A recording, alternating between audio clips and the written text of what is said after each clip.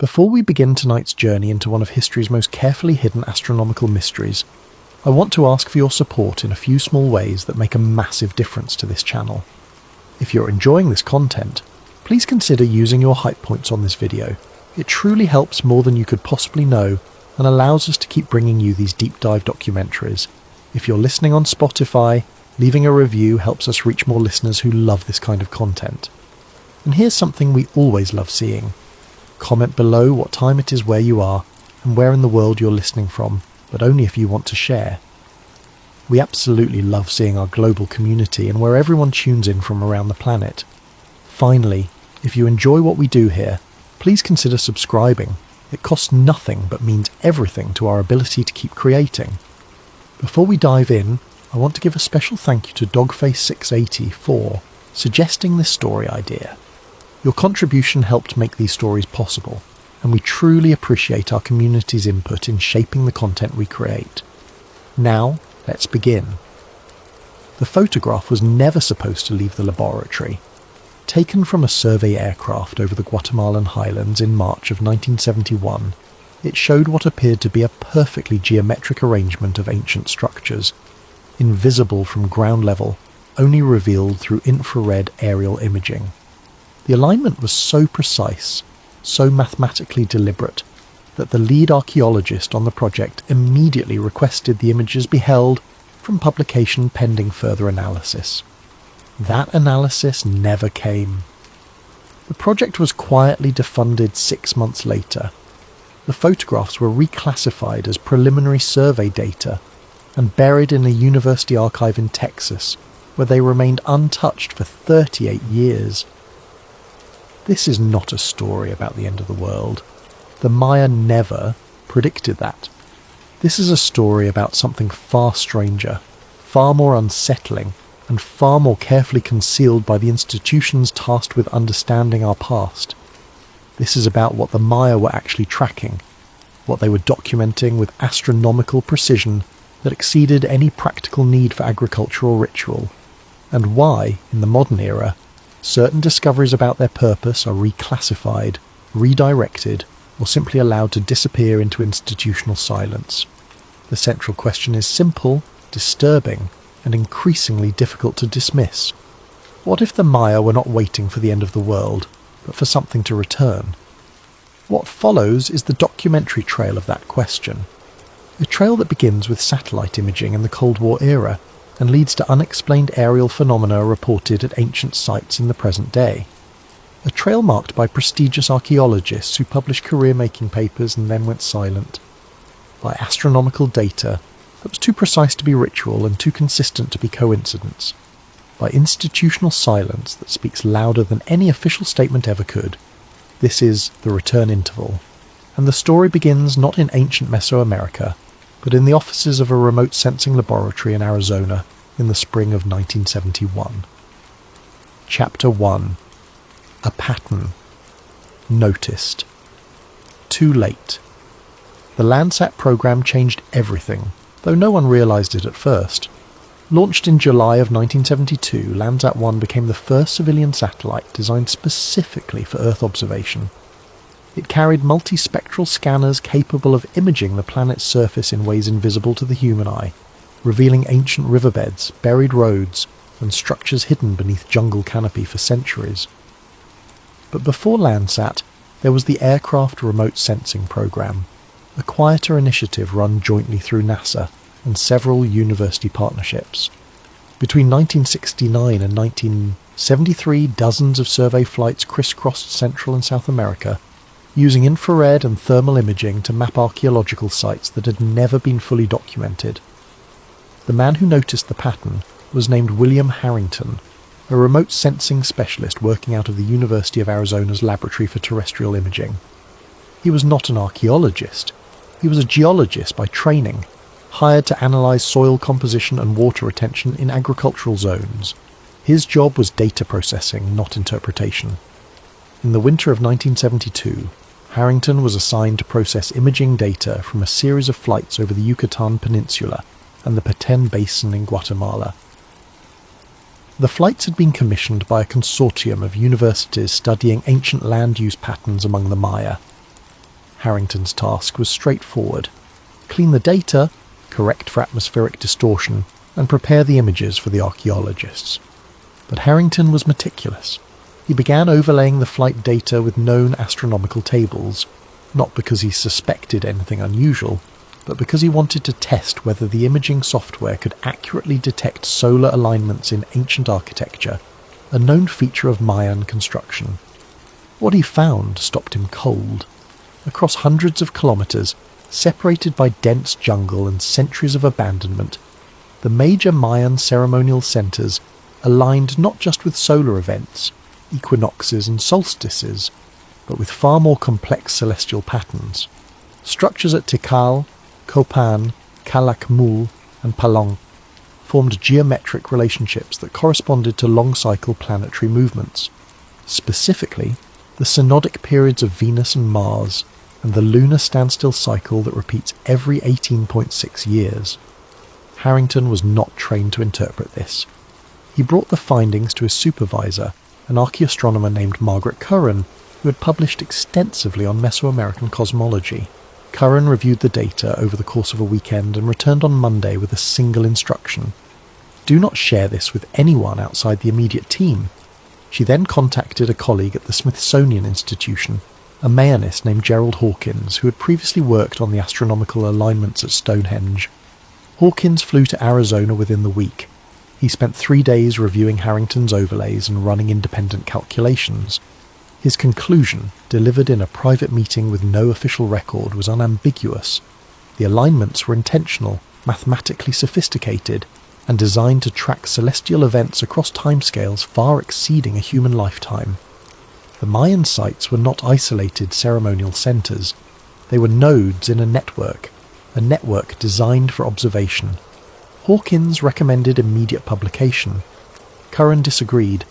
She argued that the findings would be dismissed without corroborating ground surveys and that premature release could damage the credibility of archaeoastronomy as a discipline. Hawkins reluctantly agreed to delay, on the condition that a formal research proposal be submitted within 6 months. That proposal was never submitted. In May of 1973, funding for the aircraft remote sensing program was abruptly redirected.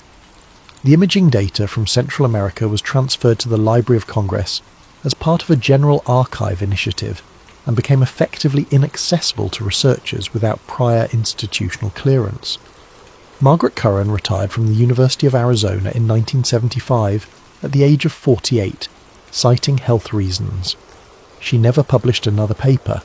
William Harrington left the remote sensing lab later that same year and took a position with a private mineral survey company in Nevada. He gave one interview in 1997 to a graduate student researching the history of archaeological remote sensing, in which he stated, quote, "We saw something that didn't fit the narrative. That's usually where the funding stops." Gerald Hawkins continued his work on ancient astronomy and published extensively on Stonehenge, Egyptian pyramids, and other megalithic sites. He never mentioned the Mayan alignment data again. When asked in an interview shortly before his death in 2003 whether he believed ancient civilizations possessed advanced astronomical knowledge, he replied, "I believe they were documenting something. Whether they understood it is another question." The imaging data from 1972 remained archived and largely forgotten until 2010, when a doctoral candidate in remote sensing at MIT requested access as part of a dissertation on early satellite archaeology. The request was approved, but the specific files Harrington had worked on were listed as damaged and unrecoverable. No backup copies were ever located. Chapter 2: Chichen Itza and the Serpent That Points Up.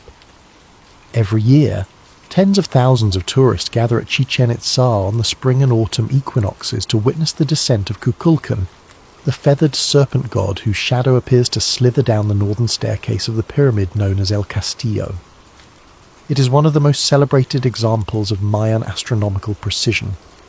As the sun sets, the angle of light creates a series of triangular shadows along the pyramid's edge, forming the body of a serpent that connects to the carved stone head at the base. The effect lasts approximately 34 minutes. Tourists photograph it. Guides explain it. Archaeologists cite it as evidence of the Mayas' sophisticated understanding of solar cycles. What is almost never mentioned is what happens after the serpent reaches the ground.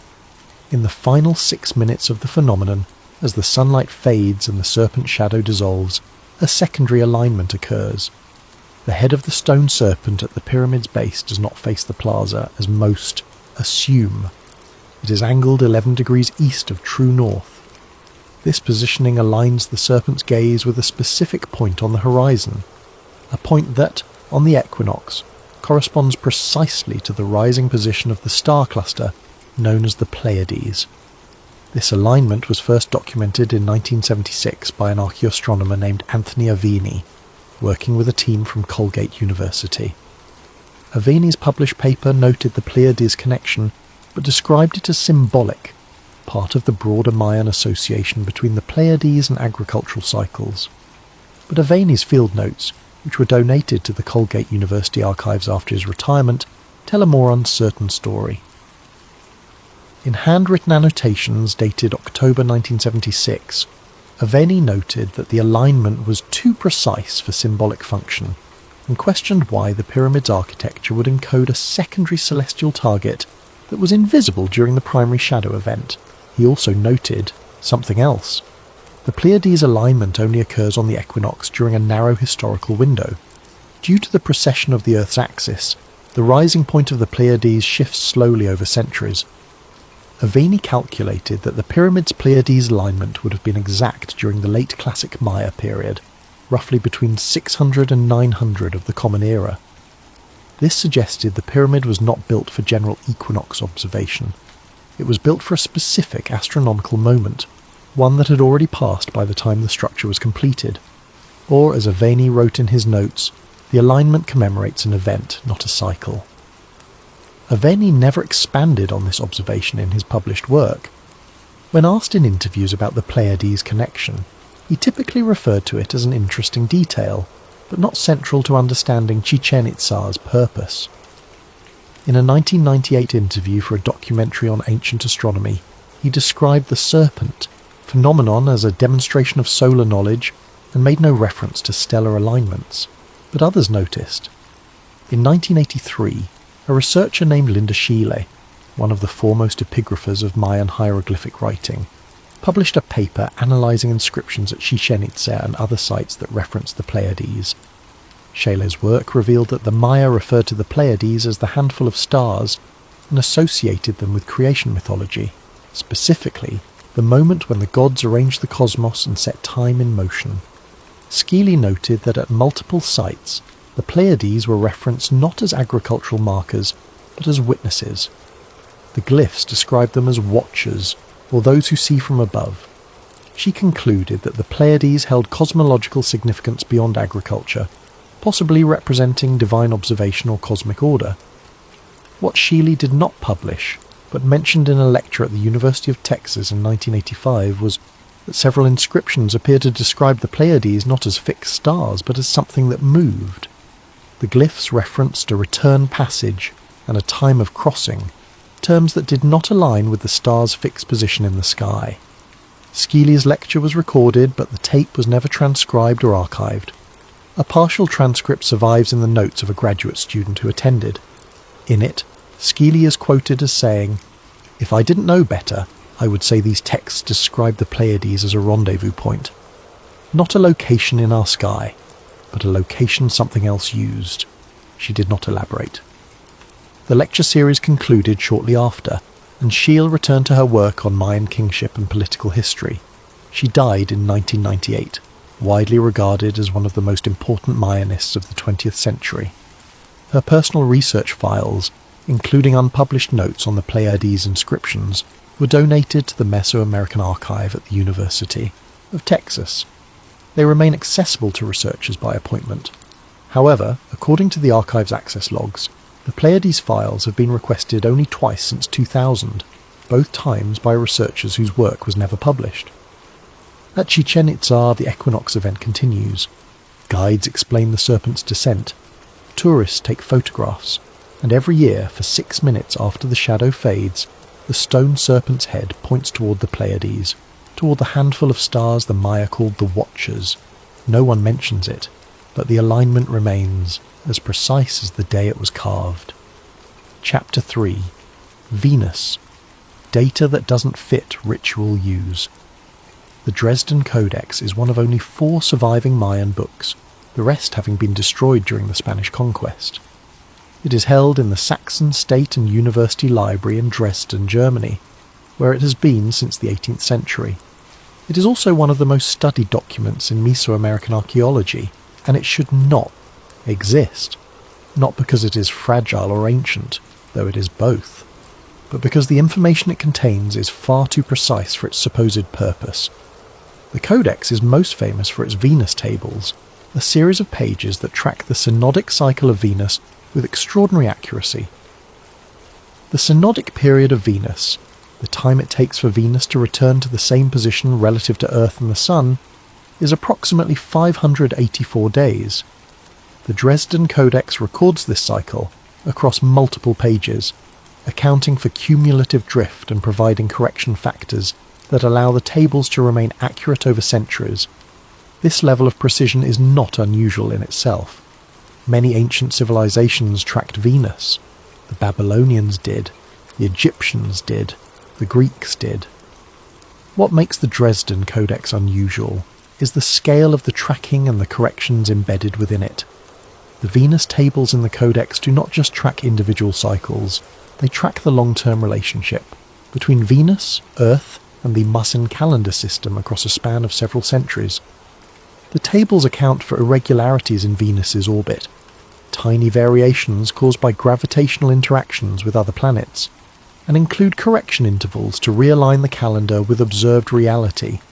In other words, the tables were designed to remain accurate far longer than a single human lifetime, far longer than would be necessary for ritual or agricultural purposes. This was first recognised in the early 20th century by Ernst Fürstemann, a German librarian and scholar who spent decades studying the Codex. Fürstemann noted that the Venus tables included predictive corrections that would only become necessary after prolonged observation spanning not years, but centuries. His conclusion, published in 1906, was straightforward. The Maya had maintained continuous astronomical records across generations, passing down cumulative data with institutional precision. He compared it to the monastic record-keeping of medieval Europe, or the astronomical archives of Babylon. But Fürstemann also noted something else, something he described as peculiar in his annotations. The corrections in the Venus tables were not evenly distributed. They clustered around specific intervals that did not correspond to any known ritual calendar or agricultural cycle. The intervals appeared to mark windows, periods of heightened observation. Fürstemann did not pursue this observation. He died in 1906, the same year his analysis was published. His notes on the peculiar intervals were mentioned briefly in later commentaries, but never systematically studied. It was not until the 1970s that the intervals were examined in detail. The work was done by Floyd Lounsbury, a linguist and epigrapher at Yale University, who had spent years deciphering Mayan mathematics and calendrical systems. Lounsbury applied modern astronomical software to the Venus tables, cross-referencing the correction intervals with actual planetary data. What he found was unsettling. The correction intervals in the Dresden Codex aligned with rare astronomical events, not regular cycles but uncommon configurations. Specifically, they marked moments when Venus, Earth and Mars reach particular geometric relationships in their orbits, events that occur only once every several decades. Lounsbury published his findings in a technical paper in 1978, in which he concluded that the Dresden Codex was not simply a ritual calendar. It was an observational log designed to track recurring but irregular celestial events over timescales that exceeded practical necessity. He stopped short of speculating why such tracking would be necessary. But in a letter to a colleague, later archived at Yale, Lounsbury wrote, "The level of effort required to maintain these tables suggests expectation. They were not tracking Venus for agriculture, they were waiting for something." Lounsbury's work was well received in academic circles but did not generate widespread attention. The Venus tables were acknowledged as sophisticated, but the broader implications were not pursued. Lounsbury himself moved on to other aspects of Mayan epigraphy and mathematics, publishing extensively until his death in 2008. However, in the 1990s, another researcher revisited the Dresden Codex with a different question. Her name was Victoria Bricker, an anthropologist at Tulane University. Bricker's focus was not on the mathematics, but on the accompanying glyphs, the written annotations that appeared alongside the Venus tables. Bricker's analysis revealed that the glyphs did not describe rituals or ceremonies, they described observations. The language was technical, procedural. The glyphs recorded what was seen, when it was seen, and whether it matched prior expectations. Bricker noted that the tone of the inscriptions was unusual for Mayan writing. Most Mayan texts are richly symbolic, invoking gods, kings, and mythological events. The Venus annotations in the Dresden Codex were different. They were sparse, factual, almost bureaucratic. In a 1996 paper, Bricker described the Venus tables as an institutional record maintained across generations for purposes that remain unclear. She noted that the language suggested the Maya were not worshipping Venus, but monitoring it. Bricker's paper was published in a specialised journal and received little attention outside academic circles. She continued her work on Mayan calendrics and ethnography, retiring from Tulane in 2015. The Dresden Codex remains in Dresden, where it is displayed under controlled atmospheric conditions to prevent further deterioration. Researchers can request high-resolution images for study. The Venus tables have been digitized and are accessible through several academic databases, but the question Lounsbury raised in his private letter has never been formally addressed. If the Maya were waiting for something, the tables do not say what. They only record the when, and the when, according to the corrections embedded in the Codex, has not yet passed. Chapter 4. The Modern Astronomer. His name was David Kelly, and he did not set out to upend Mayan scholarship. He was an astronomer first, an archaeologist only by proximity. His background was in positional astronomy and celestial mechanics, fields concerned with the movements of stars and planets, not the interpretation of ancient ruins. Kelly came to Mayan studies almost by accident. In the early 1980s, he was teaching at the University of Calgary, running a small research group focused on historical astronomy, the study of how ancient cultures observed and recorded the sky. He had worked on Babylonian eclipse records, Egyptian star charts, and Chinese dynastic astronomy. Mesoamerica was not his focus. That changed in 1983, when a colleague handed him a copy of the Dresden Codex Venus tables and asked if he could verify the mathematical accuracy. Kelly ran the numbers, confirmed the precision, and then, out of professional curiosity, began mapping the tables against actual planetary positions over the past 3,000 years. What he noticed was a timing problem. The Venus tables in the Dresden Codex were not designed to track Venus in general.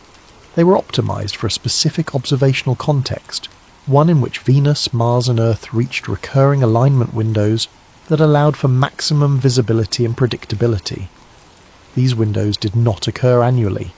They occurred in clusters, separated by gaps of decades. Kelly calculated that the most recent cluster of optimal observation windows had occurred between 1962 and 1974. The next cluster would not occur until 2031. This was odd. If the Venus tables were ritual, why optimize them for rare windows? If they were agricultural, the intervals made no sense. Agricultural cycles depend on the sun and moon, not on multiplanetary alignments. Kelly began examining other Mayan astronomical records, codices, stele inscriptions, architectural alignments. He found the same pattern. The Mayan astronomical system was not organised around annual cycles. It was organised around intervals, long intervals, tracked with institutional precision, pointing toward events that recurred only rarely. In 1986, Kelly published a paper titled Mayan Astronomy as Predictive Observation. In it, he argued that the Maya were not worshipping celestial bodies or using them to mark seasons. They were tracking return events. His conclusion was careful, but clear. The Mayan astronomical records resembled the work of a culture expecting something to recur on a known but infrequent schedule. The paper was published in the Journal for the History of Astronomy, a respected but specialised publication. It received polite academic attention. Some scholars found it intriguing, others dismissed it as over-interpretation. Kelly was invited to present at a few conferences, where his work was received with interest but not enthusiasm. Then, in 1988, something changed. Kelly was contacted by a researcher from the United States Geological Survey, a geologist named Thomas Seaver, who had been working with NASA's Jet Propulsion Laboratory on the application of remote sensing to archaeology. Seaver had been mapping Mayan sites using thermal imaging and had noticed something unusual. Several major ceremonial centres, when viewed from orbit, formed geometric patterns that aligned not with each other, but with specific points in the sky. Seaver asked Kelly if he could identify what those points were. Kelly spent 6 months analysing the data.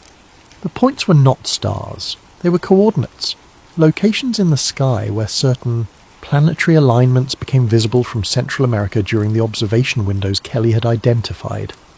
The Mayan sites were not randomly positioned. They were placed to optimize sight lines towards specific celestial events. Kelly and Seaver co-authored a paper, but it was never published. According to Seaver, the draft was submitted to the journal Science in 1989 and rejected on the grounds that the conclusions were speculative and unsupported by corroborating ground surveys. Seaver resubmitted to a smaller journal. That submission was also rejected. In a 1997 interview, Seaver said, "We were told the work was interesting but not relevant to current archaeological priorities. I got the sense that people didn't want to go down that road." Kelly, meanwhile, continued his research independently.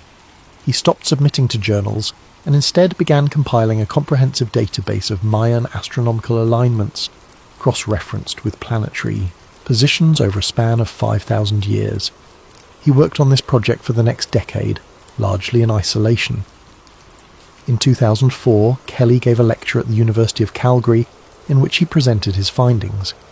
He argued that the Mayan civilization had constructed an observation network, a distributed system of sites designed to track long-interval celestial events, with precision exceeding any practical need.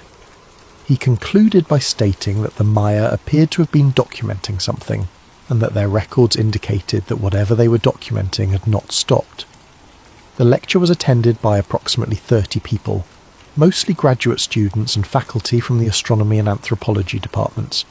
It was not recorded. No transcript exists. The only evidence of the lecture is a brief mention in the university's event archives and a set of handwritten notes taken by a graduate student, later donated to the university library. Kelly retired from the University of Calgary in 2006. He moved to British Columbia, where he continued his research privately. He published no further academic papers. In 2012, following the widespread media attention surrounding the so-called Mayan calendar apocalypse, Kelly gave a single interview to a Canadian science magazine. In it, he was asked whether the Maya had predicted the end of the world. His response was blunt. The Maya never predicted an end. They predicted a reset, a return to the beginning of a new cycle. People misunderstood that as apocalypse. It was never about ending. It was about expectation. When asked what the Maya were expecting, Kelly declined to speculate. He died in 2018 at the age of 84. His personal research files were donated to the University of Calgary archives, where they remain accessible to researchers by appointment. The database he compiled, cross-referencing Mayan sites with planetary alignments, has never been published. Chapter 5. The Shift After Space Exploration. By the late 1990s, humanity had sent probes to every planet in the solar system. We had mapped the surface of Venus, landed rovers on Mars, and flown past the moons of Jupiter and Saturn. The solar system was no longer a mystery. It was a surveyed territory, hostile and lifeless.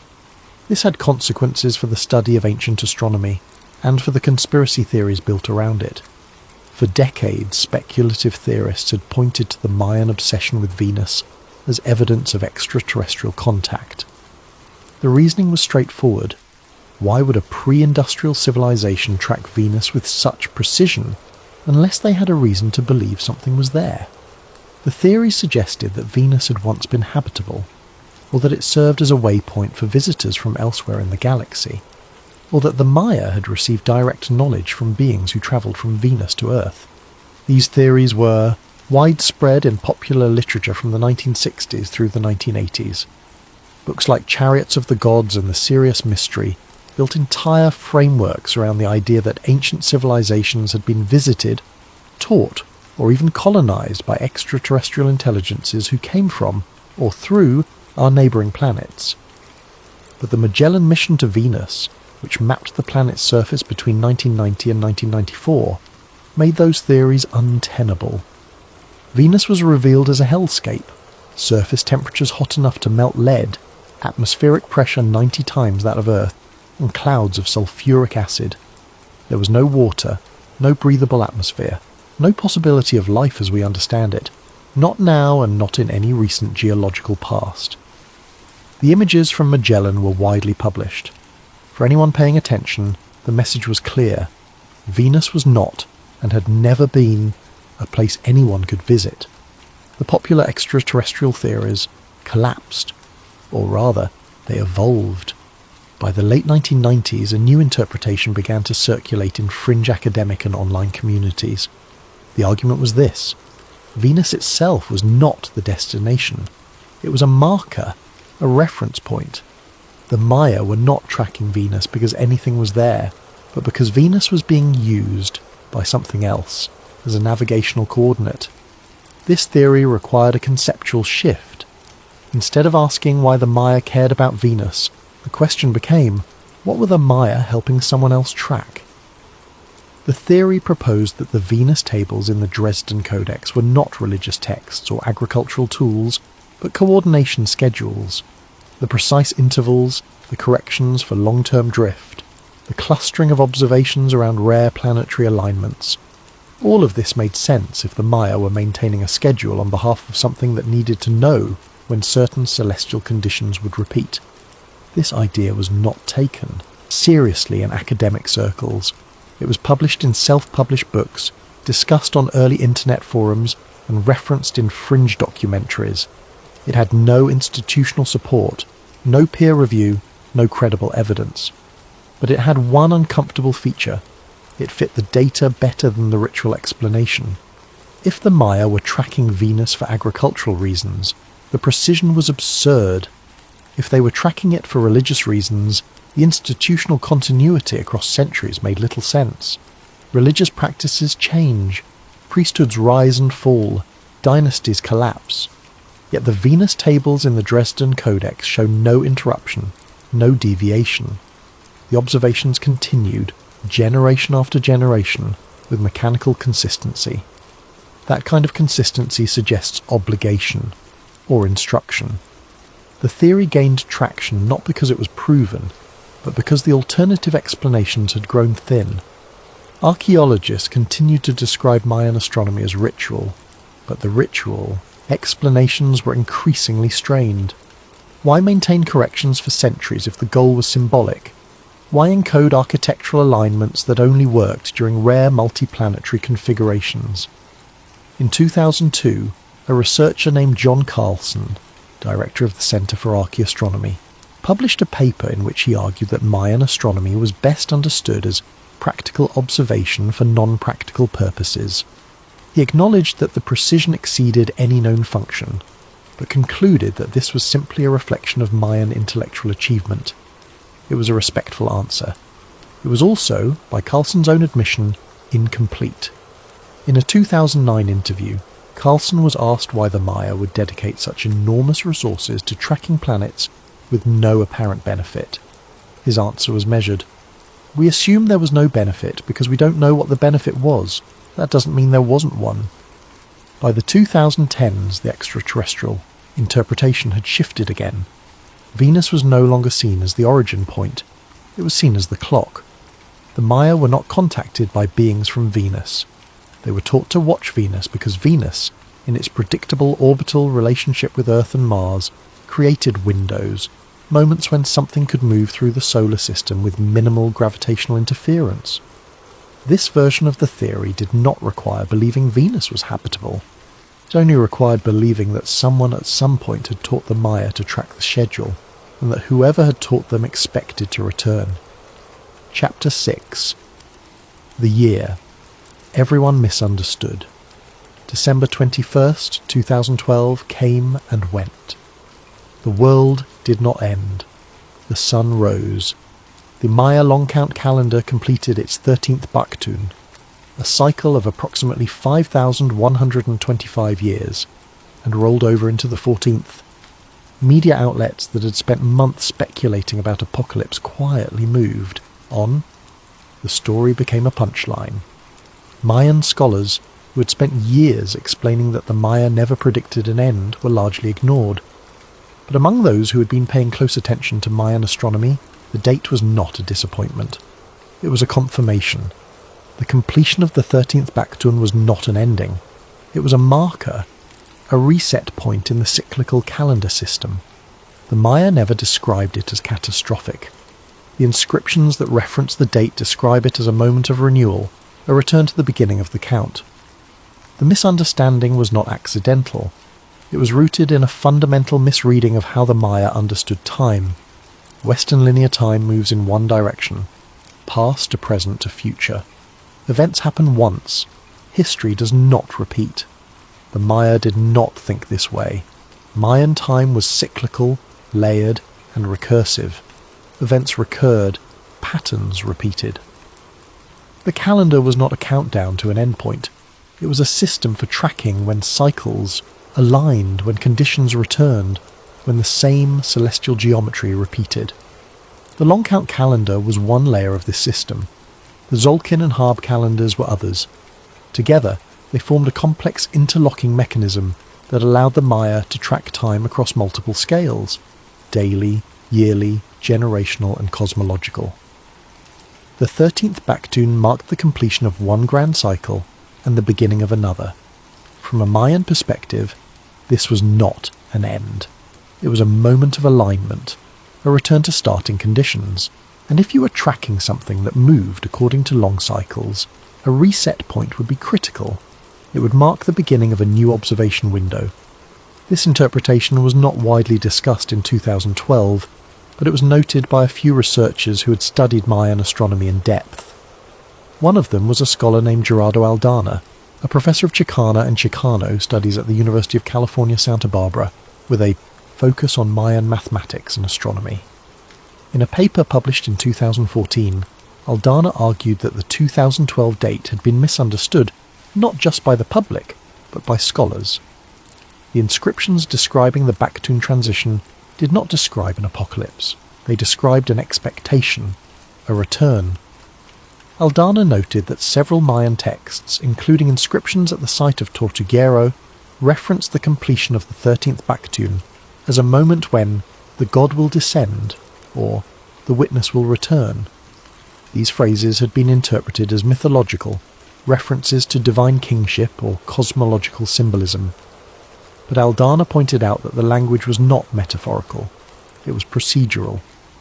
The texts described specific actions: descending, witnessing, appearing. The grammar suggested literal occurrence, not symbolic ritual. Aldana's paper was titled The Return Clause, Reconsidering Mayan Baktun. Inscriptions as Astronomical Expectation. It was published in a specialized journal and received limited attention outside Mayan studies. But the timing was notable. The paper was published 2 years after the supposed apocalypse, at a moment when mainstream interest in Mayan calendars had evaporated. Aldana's argument, that the Maya were not predicting an end but marking the beginning of a new cycle of observation, went largely unnoticed. Aldana continued his research, and in 2018 published a book examining Mayan astronomy and mathematics. In it he argued that the Mayan calendar system was not purely symbolic, it was functional. It was designed to track rare events, predict their recurrence, and ensure that knowledge was preserved across generations. He also noted something else. The Mayan system included future dates. Inscriptions at several sites referenced events that would occur thousands of years beyond the completion of the 13th Baktun. These dates were not symbolic. They were calculated with the same precision as historical records. The Maya were not just documenting the past, they were scheduling the future. Aldana did not speculate on what those future dates represented, but he concluded his book with a single observation. A civilization that constructs a calendar extending thousands of years into the future is not simply marking time, it is maintaining a schedule. For whom, we do not yet know. The book was well reviewed in academic circles but did not generate widespread attention. Aldana remains at UC Santa Barbara, where he continues to study Mayan mathematics and epigraphy. The date in 2012 passed. The new Baktun began, and the Mayan calendar, still intact in inscriptions across Central America, continues to count forward toward dates that have not yet arrived. Chapter 7. Modern Sightings Near Ancient Sites. The reports began quietly, scattered across forums and local news outlets in southern Mexico, Guatemala and Belize. They were not dramatic, no crashes, no abductions. Nothing that fit the classic UFO narrative, just lights, silent, brief, and always near ancient Mayan ruins. The first documented case appeared in 2003, reported by a night security guard at the archaeological site of Calakmul, a remote Mayan city deep in the jungle of Campeche, Mexico. The guard, whose name was withheld in the initial report, described seeing a series of lights hovering above the main pyramid complex for approximately 8 minutes. The lights were white, unblinking, and moved in slow, coordinated patterns before vanishing without sound. The incident was reported to local authorities, who noted it in a routine log but conducted no investigation. The guard was reassigned shortly afterward. Similar reports appeared sporadically over the next decade. In 2006, a group of archaeologists working at the site of Copan in Honduras reported seeing lights moving across the central plaza at night. The lights were observed for roughly 10 minutes before disappearing. The archaeologists reported the incident to the Honduran Institute of Anthropology and History, which acknowledged the report but took no further action. In 2011, a tourist visiting Tikal in Guatemala captured a brief video on a handheld camera showing a light moving above the Temple of the Jaguar. The video, uploaded to YouTube, showed a white point of light moving in a smooth arc across the night sky before abruptly stopping and fading. The video received moderate attention online but was largely dismissed as a drone, satellite, or camera artifact. In 2014, a more detailed report emerged from Palenque, one of the most extensively studied Mayan sites in Mexico. A team of Mexican astronomers had set up equipment at the site to observe a meteor shower. Over the course of 2 nights, they observed and recorded 3 separate instances of unidentified lights appearing above the Temple of Inscriptions. The lights moved slowly, hovered, and then departed vertically at speeds inconsistent with known aircraft. The astronomers filed a formal report with the Mexican Space Agency, which reviewed the data and classified it as unexplained aerial phenomena. No follow-up investigation was conducted. The astronomers were discouraged from publicising their findings and did not publish the data. By 2016, a pattern had become clear to those tracking the reports. The sightings were not random. They occurred almost exclusively at major Mayan ceremonial sites. They occurred at night. They occurred most frequently during periods when Venus, Mars, or both were prominent in the night sky. And they occurred most frequently around dates that corresponded to the correction intervals in the Dresden Codex. This connection was first noted by an independent researcher named Alan Green, a retired aerospace engineer who had become interested in Mayan astronomy. After visiting Chichen Itza in 2010, Green began compiling reports of aerial anomalies near Mayan sites, cross-referencing them with planetary positions and calendar dates. In 2017, Green published his findings on a personal website. He noted that of the 37 documented sightings he had compiled, 31 occurred within a week of dates that corresponded to Venus table correction intervals. The probability of this being coincidence, according to Green's analysis, was less than 2%. Green's work was not peer-reviewed and received little attention in academic circles, but it was circulated widely in online communities interested in unexplained phenomena. Green gave several interviews on podcasts and fringe media outlets, in which he argued that the sightings were not random UFO events, but scheduled observations, something returning at intervals predicted by the Mayan calendar system. In 2019, Green attempted to predict the next sighting based on the Dresden Codex correction, intervals. He calculated that the next window would occur in late September, during a period when Venus and Mars would reach a specific alignment visible from Central America. Green travelled to the site of Uxmal in the Yucatan and spent 4 nights observing the sky with camera equipment. On the 3rd night, he recorded a light moving above the Pyramid of the Magician.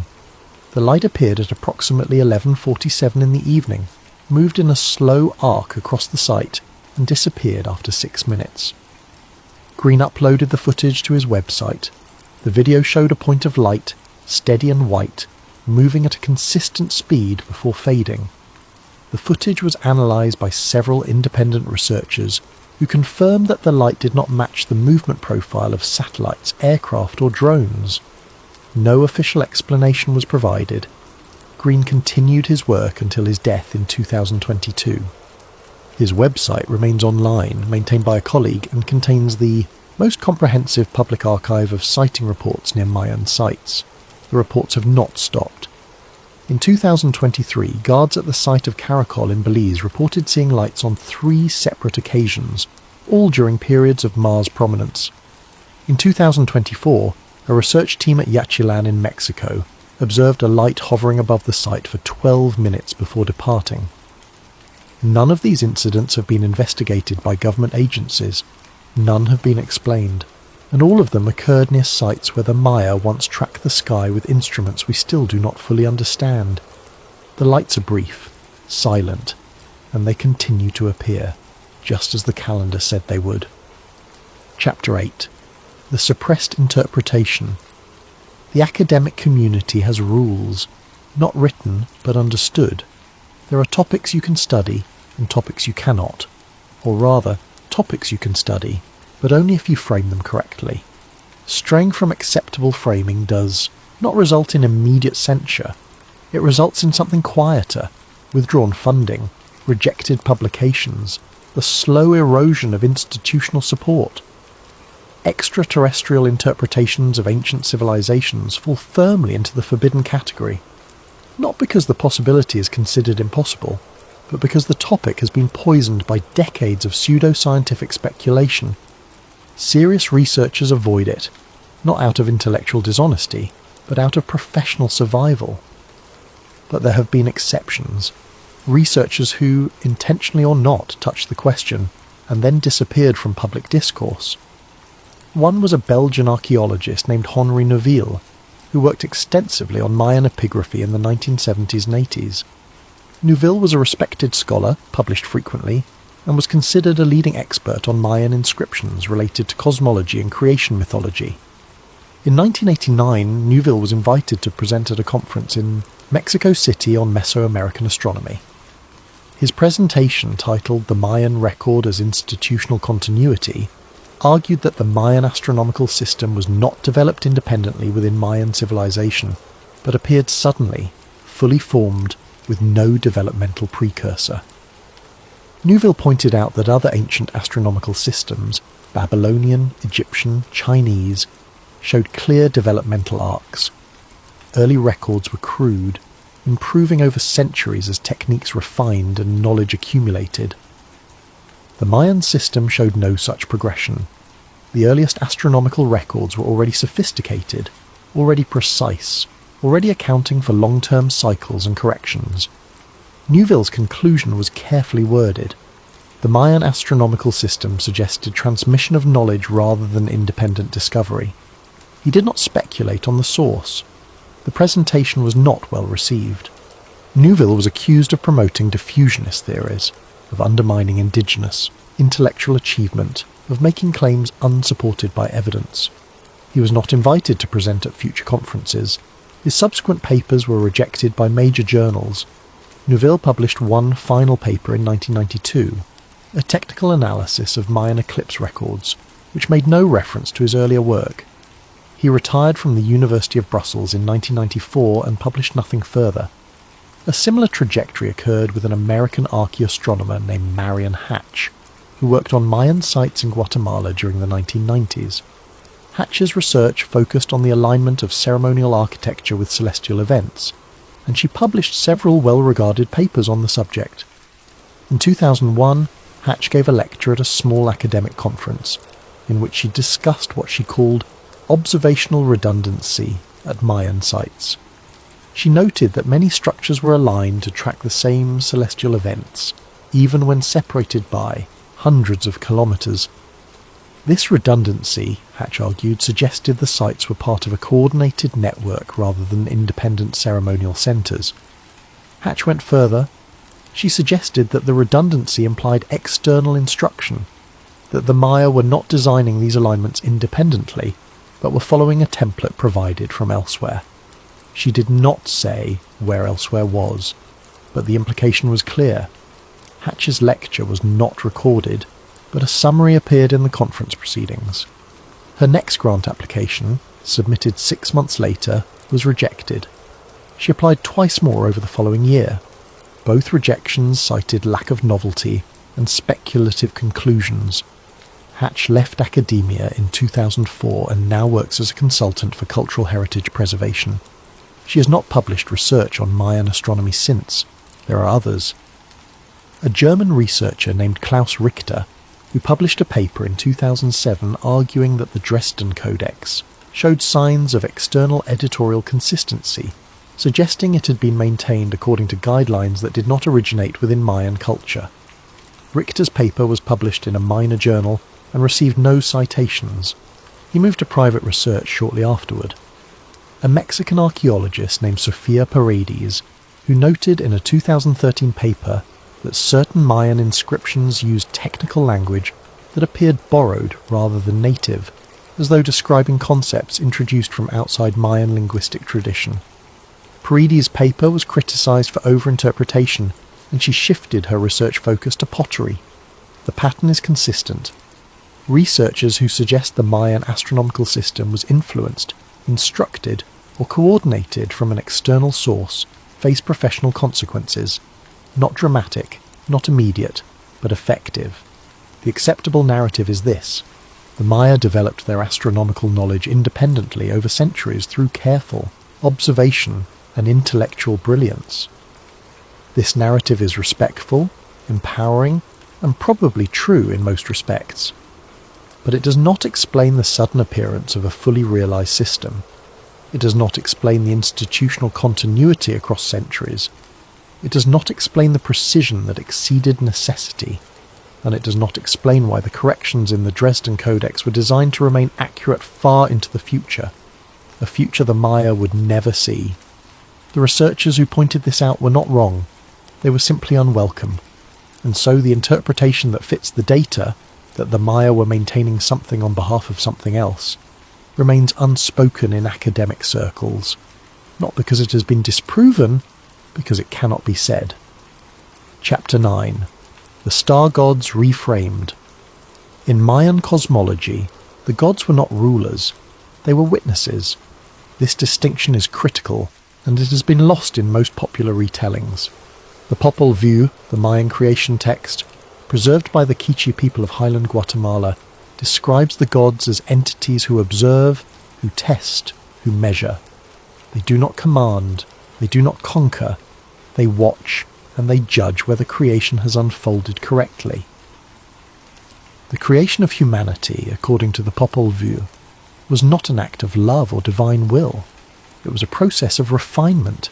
The gods created beings from mud. Those failed. They created beings from wood. Those were destroyed. Finally, they created beings from maize, who could speak, think, and remember. These beings were acceptable. They could observe the sky and recount what they saw. This is the key. The purpose of humanity, in Mayan cosmology, was observation, to see, to remember, to record. The gods did not want worshippers. They wanted witnesses. This framework, largely overlooked in popular interpretations, completely changes how we understand the relationship between the Maya and their so-called deities. The gods were not beings to be pleased or appeased. They were something else. Observers who returned at intervals to check the records, to see if the count had been maintained. The temples were not places of worship. They were marker sites, observatories, not to watch the gods, but to watch on behalf of the gods. This reinterpretation emerged quietly in the work of several Mayan epigraphers in the 2000s, most notably in the writings of a scholar named Michael Coe, a professor emeritus at Yale and one of the most influential Mayanists of the 20th century. In his later works, Coe noted that the relationship between the Maya and their gods was transactional rather than devotional. He wrote in a 2005 edition of his book The Maya, "The gods were not loved, they were acknowledged. The rituals were not offerings of devotion, but confirmations of duty. The Maya maintained the calendar not because they feared the gods, but because they had agreed to." Coe did not elaborate on what agreed to meant, and he did not speculate on the origin of the agreement. But his phrasing was deliberate. The Maya had a contract, an obligation. They fulfilled it across centuries, even as their cities fell, even as their civilization fragmented. This interpretation aligns with the physical evidence. The astronomical records show no interruption. The Venus tables in the Dresden Codex continue to be maintained even during periods of political collapse and widespread abandonment of urban centres. Whoever was keeping the records, they did not stop when the cities emptied. That kind of continuity suggests something deeper than religion. Religion fades when institutions collapse. Obligations do not if someone is still expecting the work to be done. The question then becomes, who were the gods? The popular extraterrestrial interpretation suggests they were visitors from another world, beings who came to Earth, instructed the Maya, and left. This interpretation is dramatic, cinematic, and almost certainly wrong. The evidence does not support visitation. It supports monitoring. If the Maya were in direct contact with extraterrestrial intelligence, we would expect to see material evidence, technology, impossible architecture, physical artifacts that defy explanation. We do not see that. The Mayan cities are impressive, but they are not impossible.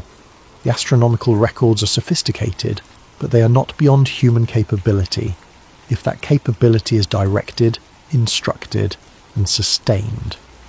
What we see instead is the behaviour of a culture that has been taught to watch and report. The temples are observation platforms, the codices are logs, the calendar is a schedule.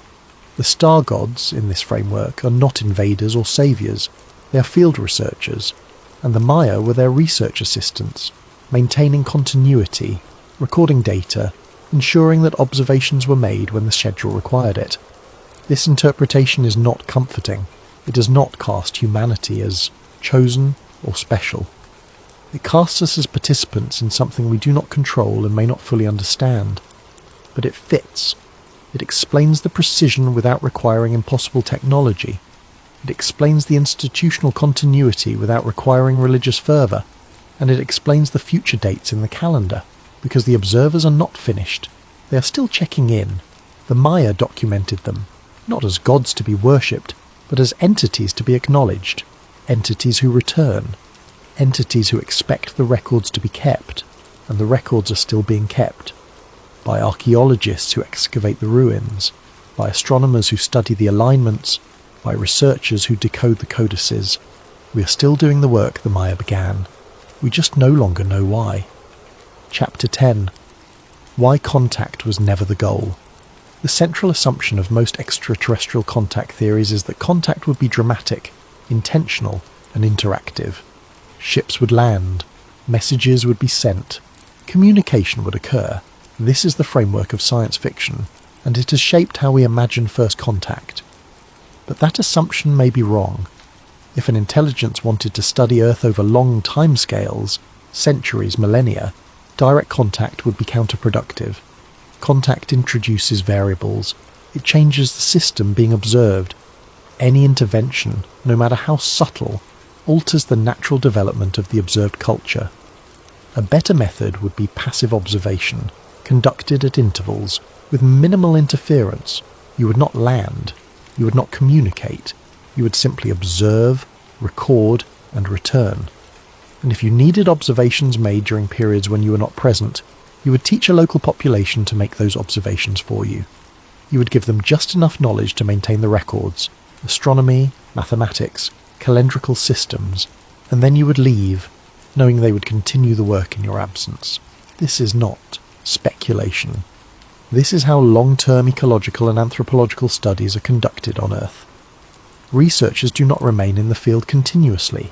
They establish monitoring stations, train local assistants, and return at intervals to collect data. The system runs itself. The observers need only to check in.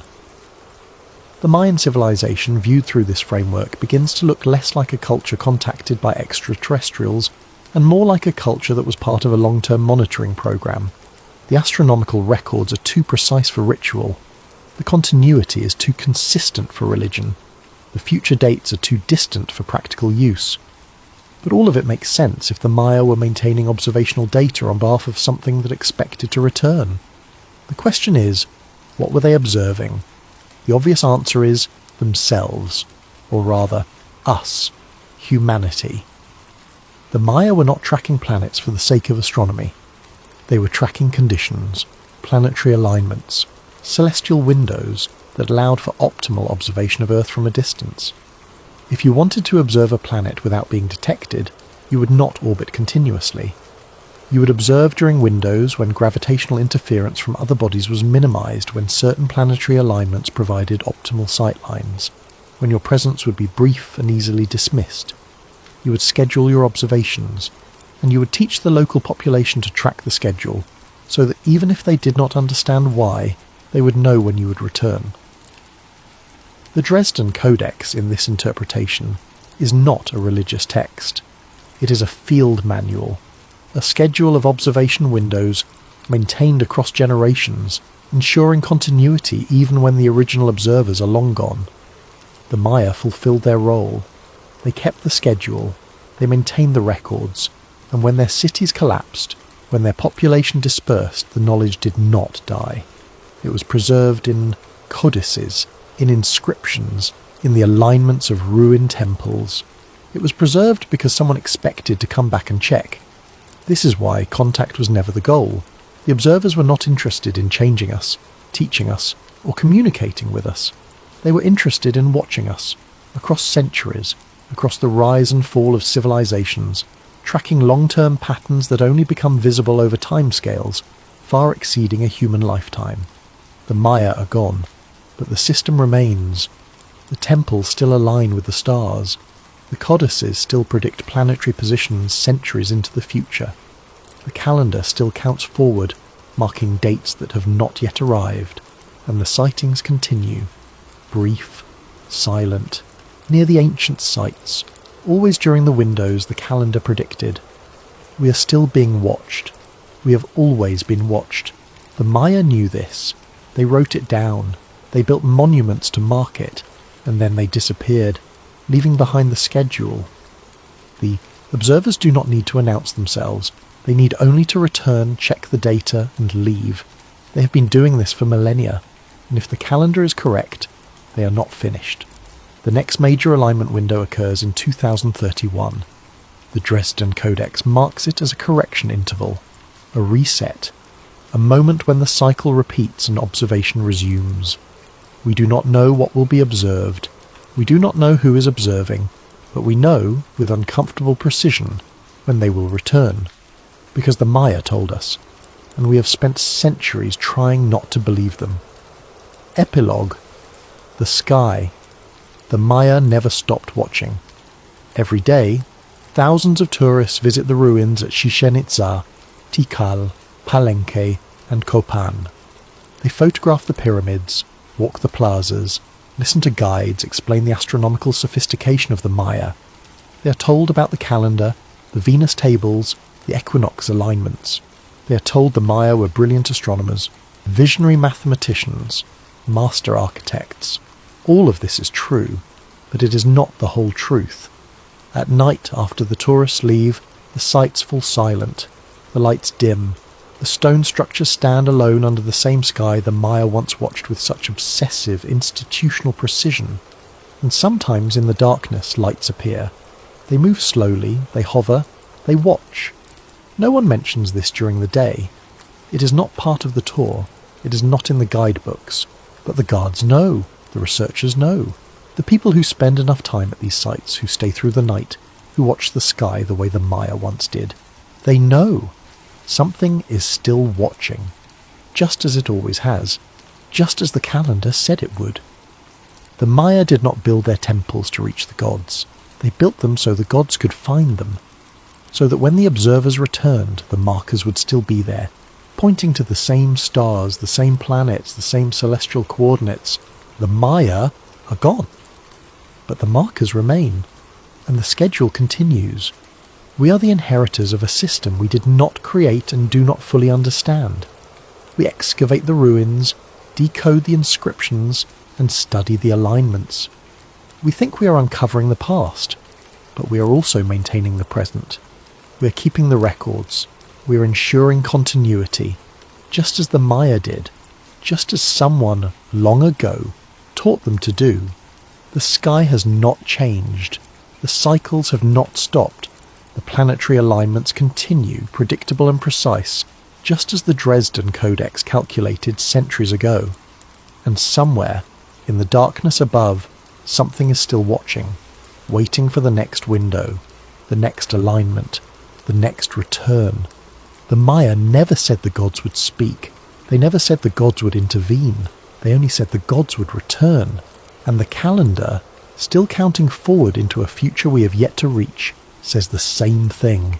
They are coming back, not because they care, but because they have not finished observing, and we, like the Maya before us, are still here, watching the sky, keeping the schedule, maintaining the records, waiting.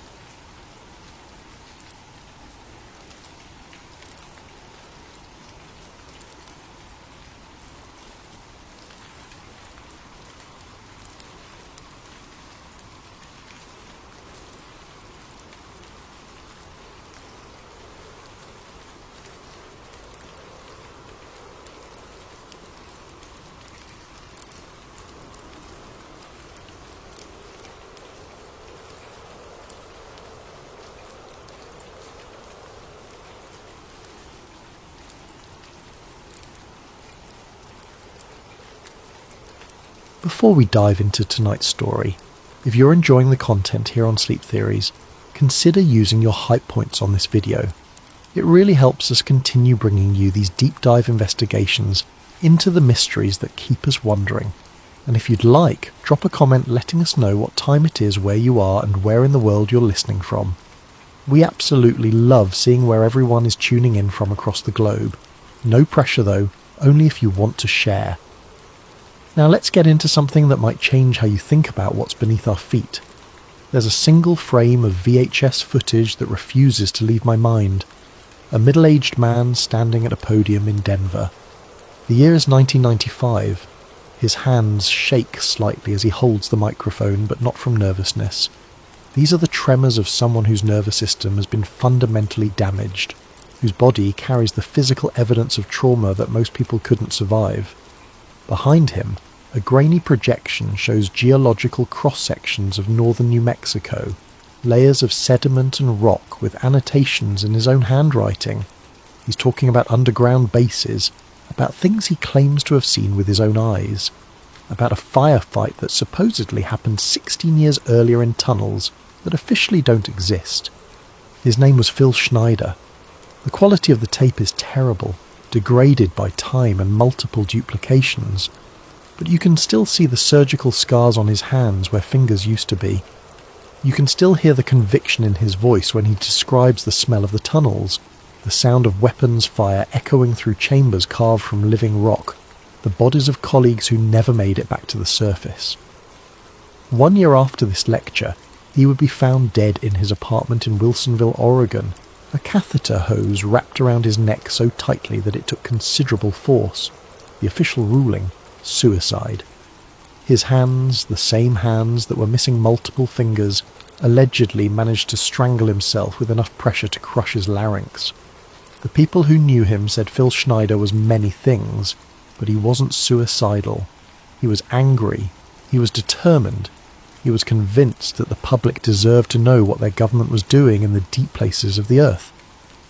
But in that lecture, in that single moment captured on deteriorating magnetic tape, he says something that cuts through decades of conspiracy noise like a scalpel through flesh.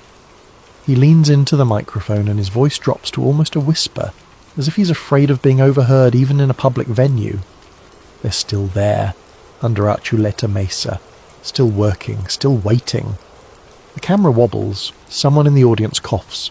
Phil Schneider's hands grip the podium, and for just a moment you can see something in his eyes that transcends fear. It's certainty. The absolute knowledge of someone who has seen something they can never unsee. This is the story of what happens when you decide to find out if he was telling the truth. This is the story of what happens when you look for a door that was never meant to be found. This is the Dulce Protocol. The Man Who Never Came Back, June 1979. The high desert of northern New Mexico bakes under relentless sun that turns the landscape into something alien and unforgiving. Phil Schneider, a former Los Alamos explosives technician with 17 years of experience in underground construction, stands at the edge of what will become the most controversial claim of his life. According to his later testimony, delivered in conference rooms and small venues across America in the mid-90s, he's part of a construction crew drilling into the mesa near the small town of Dulce. They're building something deep, something that requires specialised knowledge of underground detonation and structural engineering in extreme conditions. The project is classified. The workers don't know what they're building, only that it's important enough to warrant the presence of armed military personnel and security protocols that seem excessive for a simple construction job. Schneider was good at his work. He'd helped build underground facilities before, part of the vast network of hardened structures the US government constructed during the Cold War. Deep command bunkers, missile silos, facilities designed to survive nuclear war. He knew rock composition, load-bearing calculations, the precise amount of explosive needed to carve chambers from solid stone without causing catastrophic collapse. But on this particular day in June, something goes wrong. The drill bit, boring through layers of sedimentary rock and volcanic tuff, suddenly drops into empty space. The change in resistance is immediate and unmistakable. They've broken through into a cavity, a void that shouldn't exist according to the geological surveys. The crew pulls the bit back, and air rushes out of the hole. Not the stale, dead air of a sealed pocket, but moving air. Air that's been somewhere. According to Schneider's account, what happens next changes everything. They widen the hole, prepare to investigate. Standard procedure dictates caution, gas detection, structural assessment. But before they can complete their safety protocols, something comes through from the other side. The official story, if there even is one, has been buried under layers of classification and deliberate confusion. Government documents related to the Dulce construction project from 1979 are still sealed, their very existence neither confirmed nor denied. But Schneider would spend the last years of his life telling anyone who would listen about what happened next, about the tunnel they found, already excavated, showing evidence of construction methods that didn't match any human engineering he recognized, about the entities they encountered, beings that didn't respond to verbal commands or warning shots the way humans would, about the firefight that erupted when security forces arrived and attempted to assert control, about the beams of light that cut through rock and flesh with equal ease, about the screaming that echoed through chambers that went deeper than their maps suggested possible. Schneider claimed that 67 people died that day: military personnel, construction workers, security contractors. He said he survived only because a Green Beret allegedly threw him away from one of the directed energy weapons the entities were using, taking the fatal blast himself. Schneider's hands told their own story: missing fingers, burned scars, nerve damage so extensive that he struggled with fine motor control for the rest of his life. His medical records, the ones he shared publicly, documented radiation exposure inconsistent with any civilian source. His disability claim cited injuries sustained in the line of duty during classified operations, language carefully chosen to reveal nothing while confirming something happened. Fast forward to 2021. Elias Ford sits in his cramped graduate student apartment in Los Angeles, the blue glow of his laptop screen illuminating stacks of research papers about government transparency, press freedom, and the limits of FOIA requests. Empty coffee cups form a small mountain on his desk. His thesis advisor's increasingly concerned emails sit unanswered in his inbox. His girlfriend stopped calling 3 weeks ago after one too many conversations that started with dinner plans and ended with theories about underground facilities. He's watching that Denver lecture for the 47th time, and he started keeping count because he's begun to notice things, small details, the way Schneider's left eye twitches when he mentions specific dates, the way he grips the podium when describing the entities, the way his voice breaks, genuinely breaks, when he talks about the men who didn't make it out. Elias isn't a conspiracy theorist, at least not the kind who sees patterns in pizza restaurant logos, or believes in shape-shifting reptilians running world governments. He's methodical, trained in verification and source analysis, taught to follow evidence wherever it leads, and to trust documentation over speculation. His undergraduate work in investigative journalism earned him awards. His professors called him unusually rigorous in his approach to research. But something about Schneider's testimony gnaws at him with the persistence of a splinter working its way deeper under the skin. It's not what the man says, it's how he says it. The specific details, the technical language that rings true to anyone who knows construction and engineering. The way he references real places, real agencies, real protocols. The way his voice cracks when he describes the smell of ozone and burnt flesh. A description so visceral and specific that it feels like sense memory rather than fabrication. People who lie tend to embellish. They add dramatic details, create heroic narratives, paint themselves as central figures in grand conspiracies. Schneider's account is almost clinically spare. He doesn't claim to understand what he encountered. He doesn't pretend to have special knowledge of alien civilizations or government conspiracies. He simply describes what he says he experienced in the language of a construction worker who found something he wasn't supposed to find. And then there's the death. January 7th, 1996.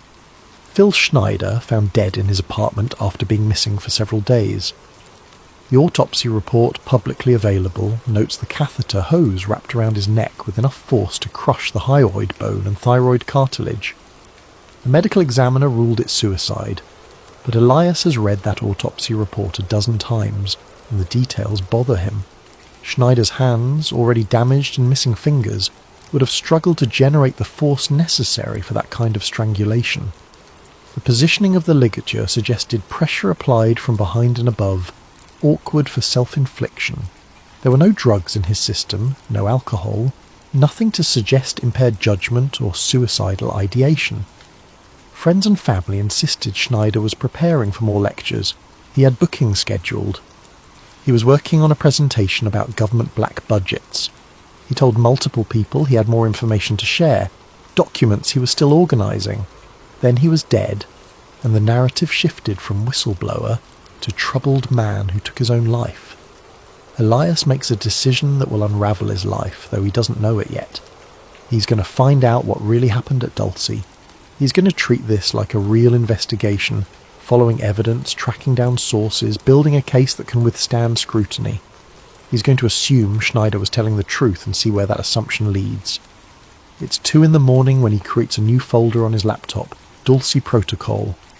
Inside, he begins cataloguing everything he can find. Schneider's lectures, transcribed word for word. Geological surveys of the Archuleta Mesa region. Historical records of construction projects in northern New Mexico during the late 70s. News articles about cattle mutilations. Reports of UFO sightings. Missing person cases. The coffee goes cold as he works. Outside his window, Los Angeles sleeps, and somewhere in New Mexico, beneath a mesa that rises from high desert like a monument to secrets, machinery hums in tunnels that officially don't exist. Elias doesn't sleep that night. He's crossed a threshold, made a commitment to a path that will consume him. In the morning he'll start making calls.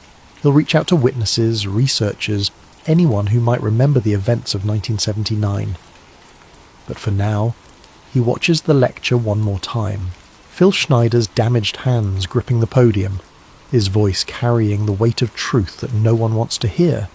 They're still there, under Archuleta Mesa, still working, still waiting. Waiting for what, Elias wonders, and more importantly, waiting for whom? Act 1. The history they don't talk about real-world origins.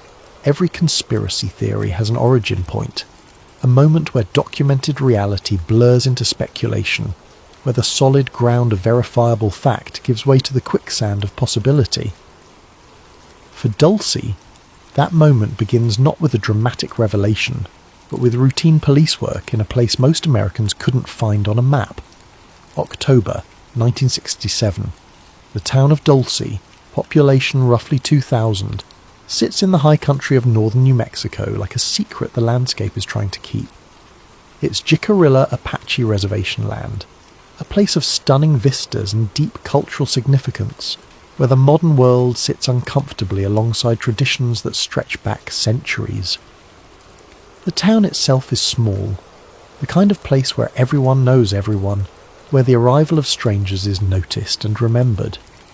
New Mexico State Police records from that October tell a story that doesn't fit comfortably into official narratives. Multiple officers, working different shifts, responding to different calls, all report the same thing. Lights in the sky near Archuleta Mesa, not distant aircraft lights or stars misidentified by unreliable witnesses. These are objects moving in patterns that violate basic physics as the officers understand it. Patrolman James Bustamante files a report on October 14th, describing an object that appeared stationary for 17 minutes before accelerating to impossible speed with no visible means of propulsion. His report is detailed, clinical, the work of a professional trying to document something that challenges his understanding of reality. He notes wind conditions, visibility, the presence of his partner as a corroborating witness. He sketches the object's flight path and estimates its size relative to known landmarks. 3 days later, Sergeant Maria Sanchez reports a similar sighting from a different location. Then Officer Thomas Whitehorse. Then others. The reports accumulate in files that will sit in archives for decades, neither investigated nor explained, simply recorded and filed away under classifications that ensure they won't be casually discovered. These aren't anonymous reports from unreliable witnesses claiming they were abducted or probed. These are sworn law enforcement officials filing paperwork that could affect their careers and credibility, documenting something they can't explain but can't deny they witnessed. The sightings continue sporadically over the next several years. Sometimes months pass between reports. Sometimes multiple sightings occur within days. The pattern is inconsistent enough to resist easy explanation, but persistent enough to establish that something unusual is happening in the airspace around Archuleta Mesa. Then comes the cattle mutilation wave, and the strangeness takes on a darker character. Between 1975 and 1979, ranchers across northern New Mexico report something that transforms the region from mysterious to actively frightening. Cattle found dead in fields, their bodies surgically altered with precision that baffles veterinarians and law enforcement alike. The cases share disturbing commonalities that suggest systematic rather than random events. The animals are found drained of blood, their bodies showing no signs of bloating or decomposition that would normally occur within hours of death. Organs are removed through incisions so clean they appear to be made with surgical instruments far more precise than any farmer or veterinarian in the region possesses. Eyes excised with circular cuts, tongues removed through the jaw, reproductive organs extracted with what forensic veterinarians describe as laser-like precision. No blood pools around the bodies, no tracks approach or leave the carcasses, no signs of predation, no evidence of scavengers, just the bodies, arranged in ways that seem almost deliberate, as if left as messages or warnings. Local veterinarian Thomas Chen examines dozens of these animals between 1976 and 79. His reports, preserved in county records and later obtained through FYA requests, note details that defy conventional explanation. Hemoglobin levels in remaining tissue suggest rapid exsanguination, but there's no blood at the scene. Incision edges show heat damage at the cellular level, consistent with cauterization by directed energy rather than cutting by blade. In several cases, bones appear to have been softened or partially dissolved to allow organ removal through impossibly small openings. These are not predator kills, Chen writes in a report dated March 1978. These are not the work of cultists or pranksters. The precision and methodology suggest technology and knowledge beyond what any civilian operation would possess. I have no explanation that satisfies the evidence.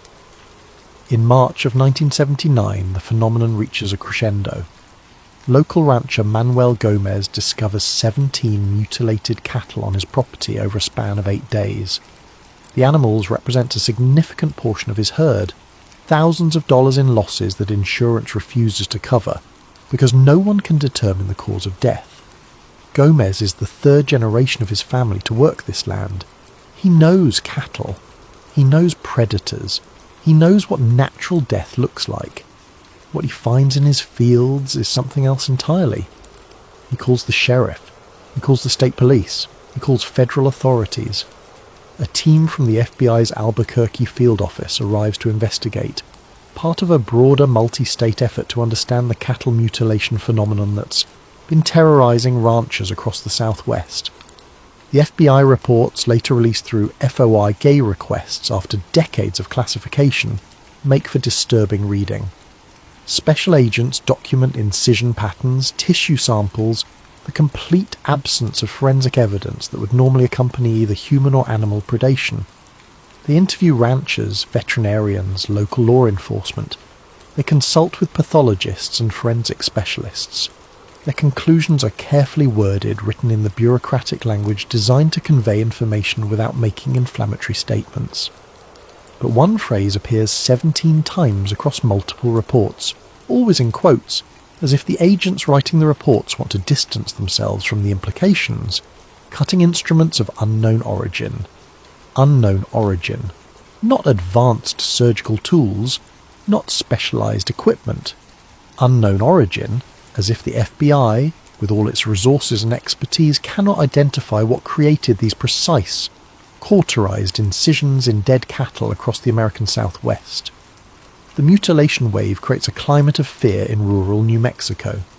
Ranchers start keeping their cattle closer to their homes. People install lights, motion sensors, cameras. Some organize armed patrols. The economic impact is substantial, but the psychological impact is greater. This is a region where people pride themselves on self-reliance, on understanding their land and its dangers. But how do you defend against something you can't identify, that leaves no evidence, that operates with technology you don't understand? Then, in 1980, the story takes another turn with the introduction of Paul Benowitz. Benowitz was a physicist and inventor. who ran Thunder Scientific Corporation in Albuquerque, a successful business that manufactured precision instruments for measuring humidity and temperature. He held patents, he had government contracts, he'd done work for classified programs. This wasn't a crank or a paranoid recluse. This was a respected member of the scientific community with security clearances and a reputation for rigorous, methodical work. He lived near Kirtland Air Force Base, home to numerous sensitive operations and one of the Department of Energy's nuclear weapons facilities. His house sat on a hill with a clear view of the base's remote sections, areas where unusual activity sometimes occurred after dark. Being a scientist and an inventor, Benowitz had equipment, radio receivers, recording devices, cameras with telephoto lenses. He was curious by nature and by profession, the kind of person who notices patterns and wants to understand their underlying causes. In 1980, he began intercepting strange radio signals. Benowitz was experienced with radio technology. He understood frequency allocation, transmission protocols, the characteristic signatures of different types of communications equipment. What he was receiving didn't match anything in his experience. Low-frequency transmissions, pulsed in patterns that suggested data transfer rather than voice communication, coming from a bearing that pointed northeast of Albuquerque. He triangulated the signals using multiple receivers at different locations. The source appeared to be somewhere in the direction of Dulce, New Mexico, approximately 120 miles away, in the vicinity of Archuleta Mesa. Benowitz did what any responsible scientist would do. He documented everything meticulously. He recorded the signals, he analysed their patterns, he created maps showing the apparent source location. He compiled his findings into a detailed report, and then he did something that would change his life irrevocably. He approached the Air Force with his findings. You have to understand the context. This is 1980. The Cold War is still very much active. The Soviet Union represents an existential threat. Kirtland Air Force Base is a strategic facility housing nuclear weapons and conducting classified research.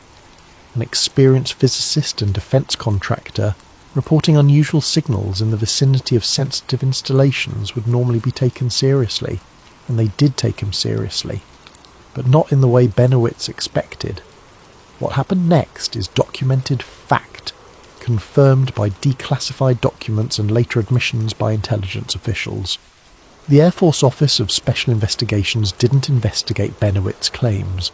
They investigated Benowitz himself, and then they began one of the most elaborate and sustained psychological operations ever conducted against a private US citizen. They fed him disinformation. They encouraged his most paranoid theories. They provided him with forged documents suggesting underground bases and alien technology. They sent agents posing as fellow researchers to feed him elaborate stories. They monitored his communications, his movements, his mental state. Over several years, they systematically destroyed Paul Benowitz's grip on reality. By the mid-80s, Benowitz was hospitalized for psychological treatment. His business suffered. His family relationships fractured. The brilliant physicist who'd held security clearances and government contracts became known as a delusional conspiracy theorist. His legitimate findings about unusual signals drowned in a sea of false information fed to him by the very people he'd tried to help. Benowitz died in 2003. His reputation never fully recovered. And the question that haunts his story, the question that draws researchers like Elias decades later, is simple. Why would the US Air Force devote years of resources and sophisticated psychological warfare techniques to discrediting one man unless he'd actually found something they needed to keep hidden? Elias begins digging. Elias's investigation begins with phone calls to people who don't want to remember, to people who've spent decades trying to forget, to people who made peace with burying the truth so deeply that excavating it feels like a violation. Manuel Gomez died in 2003, his final years marked by declining health and a reluctance to discuss the events of '79. But his daughter, Rosa Gomez Martinez still lives on the family ranch, maintaining the land her grandfather cleared and her father expanded. When Elias reaches her after 3 weeks of trying to track her down, there's a long pause after he introduces himself and his research topic. He can hear her breathing on the other end of the line, can hear the sound of wind through an open window, that high desert wind that never really stops, can hear her considering whether to hang up or speak. "Nobody's asked about that in 20 years, she says finally. Her voice carries the weight of memories she's tried to bury, trauma inherited and personal. My father saw things that broke him. He was a practical man, raised cattle for 40 years before those months changed everything. Rosa describes her father's transformation after the mutilations, how he went from a confident, self-assured rancher to someone who checked the locks 3 times before bed, how he installed floodlights all around the property, turning night into something approximating day, the electricity bills becoming prohibitive but preferable to darkness. How he started sleeping with a loaded .30-06 rifle beside his bed, the safety off, his hand resting on the stock even in sleep. He would stand on the porch at night, Rosa continues, her voice dropping to almost a whisper, as if the phone line itself might be monitored. Just stand there for hours, watching the mesa, watching the sky. I'd wake up at 2, 3 in the morning, and he'd be out there in his robe, perfectly still, just watching. She tells Elias about the nights when the cattle would go silent. Not the normal quiet of sleeping animals, but an eerie, absolute silence that felt wrong on a cellular level. Her father would notice it immediately, would grab his rifle and his flashlight and go out into the fields, searching for whatever was spooking his herd. Sometimes he'd find nothing. The cattle would be standing motionless, awake but frozen, as if paralysed by fear or something else. Other times he'd find them the next morning, the mutilated ones, the ones that had been alive at evening check but were dead by dawn, their bodies altered in ways that denied explanation. He used to tell me, "They come at night, mija. They come when the dogs won't bark." The dogs. Rosa's voice breaks slightly when she mentions them. Multiple ranchers reported the same phenomenon. Their dogs, normally aggressive protectors of livestock, would fall silent before mutilation events, not cowering or hiding, but simply standing still, as if their instinct to bark and defend had been switched off like a light. Rosa's own dog, a German shepherd named Lobo, who would bark at coyotes half a mile away, stood silent on the porch the night 7 more cattle were found mutilated in the south pasture. Just stood there, looking toward the mesa, body rigid, not making a sound. My father never recovered from those months, Rosa says. Even after the mutilation stopped, even after things went back to what everyone called normal, he was never the same. He'd wake up screaming sometimes, nightmares about things watching from above, about lights that moved with intention, about feeling helpless on his own land. She agrees to meet Elias, but only after making him promise he won't use her full name, won't identify the specific location of her ranch, won't include details that might make her family identifiable. There are still consequences, she suggests, for talking too openly about what happened in '79. Elias flies to Albuquerque and drives north, watching the landscape change from urban sprawl to open country to the dramatic mesas and valleys of the Jicarilla Apache Nation. He meets Rosa at a truck stop diner in Dulce, a place where they can talk without being overheard, but where their meeting won't seem unusual or noteworthy. She's in her mid-50s, with her father's strong features and eyes that carry the wariness of someone who's learned that truth is often unwelcome. She brings a box of her father's papers, photographs of mutilated cattle, veterinary reports, insurance claim forms that were rejected, correspondence with law enforcement agencies that never led anywhere. The photographs are difficult to look at. Elias has seen crime scene photos before, has looked at images of violence and death as part of his journalism training, but these images are different. The precision of the mutilations, the absence of any evidence of struggle, the almost surgical quality of the alterations, all of it suggests something beyond human capability or animal predation. The FBI came, Rosa says, spreading documents across the diner table. Spring of '79, 2 agents, very professional, very thorough. They walked the fields, they examined the bodies, they took tissue samples, they interviewed my father for hours. She produces a copy of their report obtained years later through an FOIA request. The language is careful, clinical, designed to document without concluding. But reading between the bureaucratic phrasing, Elias can see the agents' confusion. They can't explain what they're seeing. They can attribute the mutilations to neither human nor animal causes. They note the absence of evidence that should be present and the presence of evidence that shouldn't exist. They told my father they'd be in touch, Rosa continues. They said they were pursuing multiple lines of investigation across several states. Then nothing, no follow-up, no answers. Like they documented everything and then just stopped. Elias asks if her father ever speculated about what was responsible. Rosa's expression darkens. He knew, she says quietly, or thought he did. Toward the end of his life, when he'd been drinking, he'd talk about it. About lights he saw moving low over the fields. About sounds he heard. Mechanical sounds that didn't match any aircraft or vehicle he knew. About feeling watched, not by people, but by something else. Something studying him like he was an experiment. She tells Elias her father became convinced the mutilations were connected to something operating out of Archuleta Mesa. He'd driven up there, hiked some of the accessible trails, talked to Apache elders who warned him away. They told him the mesa was bad land, that their people avoided it, that there were places where the earth felt wrong and the air tasted like metal. Before Rosa leaves, she places her hand on Elias's, the same gesture her father would use when he needed someone to really listen. My father died never knowing what happened to his cattle, she says, but he died believing it was real, that it was deliberate, and that whoever or whatever was responsible didn't care about him or his animals except as subjects. That helplessness, that knowledge that he couldn't protect what was his, that's what broke him. Not the financial loss, the powerlessness.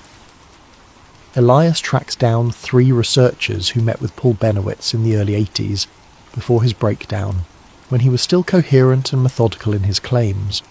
Each lives in a different parts of the country now. Each left New Mexico decades ago. Each tells a similar story about a brilliant man who became increasingly unstable, though they disagree on whether his instability was organic or induced.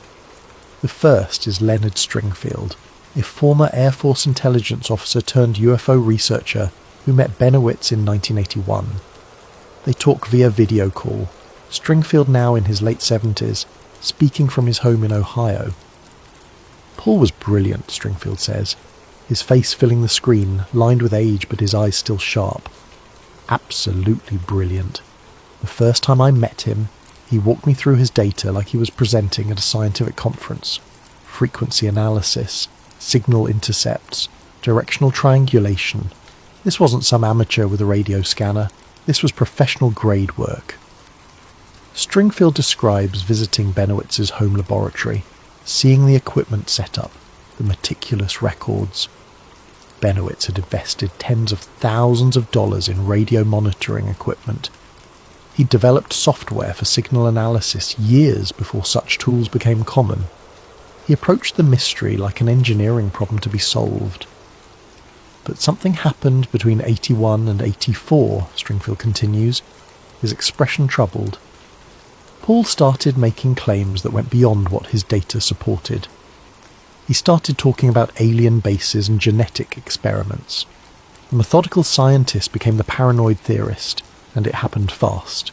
Too fast. The second researcher, Angela Morrison, is more direct in her assessment.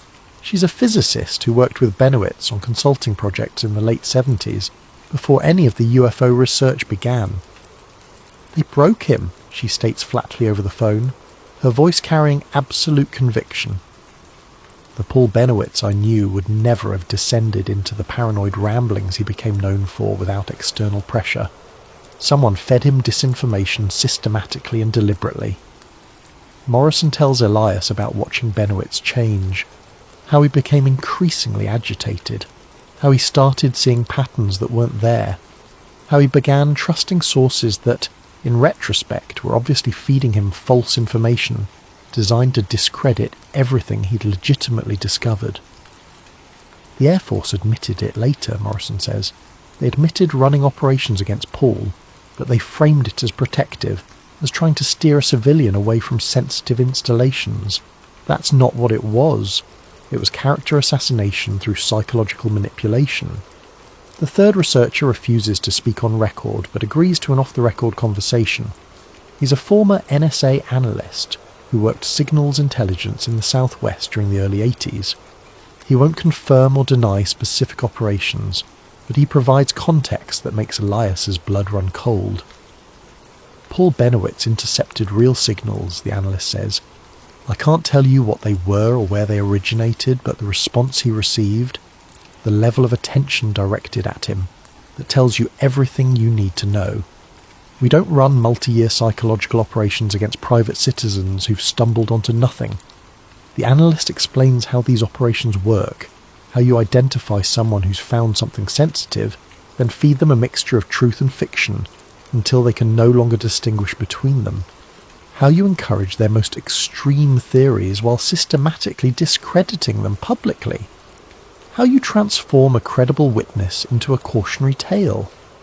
The goal isn't to silence them, the analyst explains. The goal is to make them silence themselves by destroying their own credibility. Paul Benowitz did more damage to his own claims than any government denial ever could, because by the end, everything he said sounded crazy, including the parts that were true. Elias's most disturbing interviews come from Navajo and Apache locals who've lived near Dulce for generations, whose connection to the land predates American sovereignty, predates Spanish colonization, predates the written history that treats this region as discovered when Europeans arrived. They speak carefully, as if the land itself might be listening, as if speaking too openly about certain things might draw attention better left avoided. Several refuse to speak at all. Others agree only to talk off record, their words documented in Elias's notebooks but not recorded, their names replaced with descriptions. Elderly man, former Apache tribal council, member or woman, mid-60s traditional healer. Marie Sosi is different. She agrees to speak on record, tells Elias to use her name, says she's too old to care about consequences anymore. She's 78, a grandmother and great-grandmother, with family roots in the region going back so many generations that the exact count has been lost to time. They meet at a diner in Dulce, the same one where Elias met Rosa. Marie arrives exactly on time, moving with the careful precision of someone whose body has been worn down by decades of hard living but whose mind remains sharp. She orders coffee. She doesn't drink and speaks in a voice barely above a whisper, forcing Elias to lean close to hear her over the ambient noise of the diner. My people have stories about Archuleta Mesa that go back centuries, she begins, her hands wrapped around the coffee cup for warmth despite the summer heat outside. We call it different names in Apache. The closest translation is the place where the earth breathes, or the place of deep voices. Marie explains that in traditional Apache cosmology, certain locations are considered powerful, places where the boundary between the physical and spiritual worlds grows thin. Archuleta Mesa is one of these places, but not in a benevolent sense. There are caves, she continues, her eyes focused somewhere beyond the diner walls as if seeing the landscape in her mind. Tunnels that go deep. My grandfather told me stories his grandfather told him about warriors who went into those caves and came back changed. Some didn't come back at all. When Elias asks what changed means, Marie takes a long moment before answering. Their minds, she says finally. They would see things that weren't there or stop seeing things that were. They would speak in voices that didn't sound like themselves. They would know things they shouldn't know and forget things they should remember. We learned, over generations, to avoid those caves, to mark them as forbidden, to teach our children that some darkness is meant to remain unexplored. She slides a piece of paper across the table. On it are names and dates written in careful handwriting. 12 entries, spanning from 1982 to 2015. Missing people, Marie says quietly. Hikers, hunters, tourists, people who went into the area around Archuleta Mesa and never came out. The Forest Service says it's the terrain. The Bureau of Land Management says people get lost.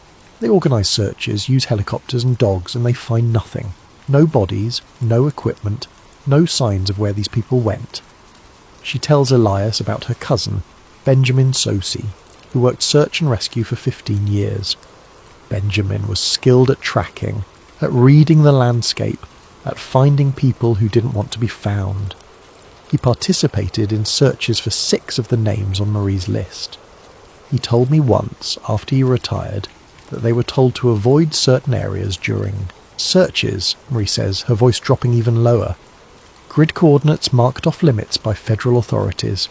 No explanation given, just orders that certain zones were not to be entered by search teams, even if tracks or evidence pointed in those directions. Benjamin died in 2018, but before his death he told Marie something that still haunts her. He said on one search, in 2007, they found a camp, tent, supplies, equipment, fresh food, nothing disturbed, like the person had just stepped away. But there were no tracks leading from the camp, no signs of where they'd gone, just the camp, perfectly preserved, and no person. The missing person from that search, a 28-year-old geologist named Sarah Chen conducting soil surveys, was never found. Her family eventually held a memorial service without a body. The official conclusion was that she likely fell into a ravine or crevice, and her remains were unrecoverable. But Benjamin told Marie there were no ravines or crevices within 2 miles of that camp. The geology didn't support that explanation. It was as if Sarah Chen had simply ceased to exist mid-activity, leaving her belongings behind as the only evidence she'd been there at all. Before Marie leaves, she places her hand on Elias's. Her skin is warm despite the cold coffee cup she'd been holding, and her grip is surprisingly strong. They hear things under the ground, she says, her dark eyes holding his with an intensity that allows no room for dismissal. Machinery where no machinery should be. Voices that sound human but use words that make no sense. Lights in the caves that move with purpose. My people have heard these things for longer than the United States has existed. She stands, gathering her bag, preparing to leave. But she pauses, looking down at Elias with an expression that might be pity or might be resignation. The white people who came to this land, they didn't believe our warnings about the mesa. They thought we were primitive, superstitious. Then they went digging, and they found what we've always known was there. The difference is we respected it, avoided it, survived by keeping our distance. They tried to control it. That's the mistake that changes everything. Marie walks out of the diner into the bright New Mexico sunlight. Elias watches her go, his recorder still running, the list of names still on the table before him.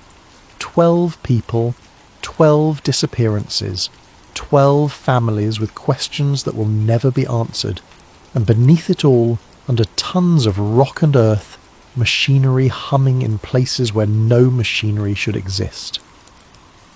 Act 2. The government connection declassified hints.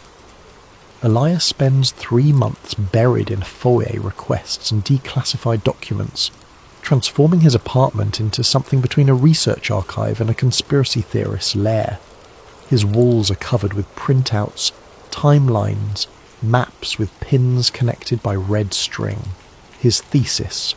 Advisor stops returning his emails. His funding situation becomes precarious. Friends start avoiding his calls.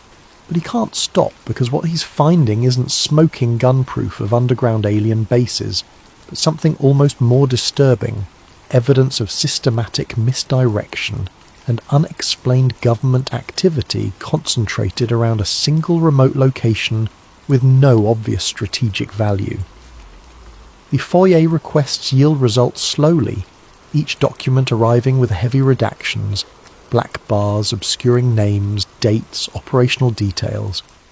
But even redacted, the documents tell a story. Air Force OSI memos from 1982, their headers stamped with classification levels that should have expired decades ago, discuss what they call Bennewitz activity and containment protocols. The language is bureaucratic but telling. They're not investigating whether Bennewitz's claims have merit. They're containing him, managing the problem he represents. One memo, dated September 1982, outlines a strategic disinformation campaign designed to redirect subjects' research focus toward non-sensitive areas while maintaining subjects' belief in primary hypothesis. In plain language, feed Bennewitz false information about aliens to distract him from whatever he'd actually found. But here's what keeps Elias awake at night. Why would a private citizen investigating radio signals require containment protocols? You don't deploy strategic disinformation campaigns against someone who's chasing nothing. You ignore them, or you politely correct them, or you send them a cease and desist letter if they're trespassing on secure frequencies. You don't wage psychological warfare against them unless they've found something real. NSA documents released in 2015, part of a broader transparency initiative that nobody paid much attention to, show surveillance orders for radio interception in the Dulce area between 1980 and 1984. The stated purpose is redacted. The target of the surveillance is redacted. The results of the surveillance are redacted. But the resource allocation is visible. Dedicated monitoring stations, specialized equipment, trained personnel assigned for 4 continuous years. Elias does the math. The cost of maintaining that level of surveillance in a remote area with minimal population would run into millions of dollars. For what? To monitor radio signals in the middle of nowhere? To watch a handful of ranchers and a small Apache community? The disproportion between resources expended and official explanation offered suggests something significant enough to warrant sustained, expensive attention. Then there are the FBI reports on the cattle mutilation phenomenon, obtained through multiple FOIA requests and cross-reference with state police records and veterinary reports. The documents span from 1975 through 1984, hundreds of pages documenting mutilation events across New Mexico, Colorado, Kansas and Montana. The reports are clinical, detailed, increasingly frustrated.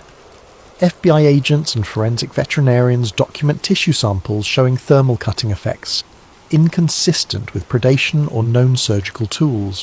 One report from a veterinary pathologist at New Mexico State University, dated April 1979, is particularly unsettling.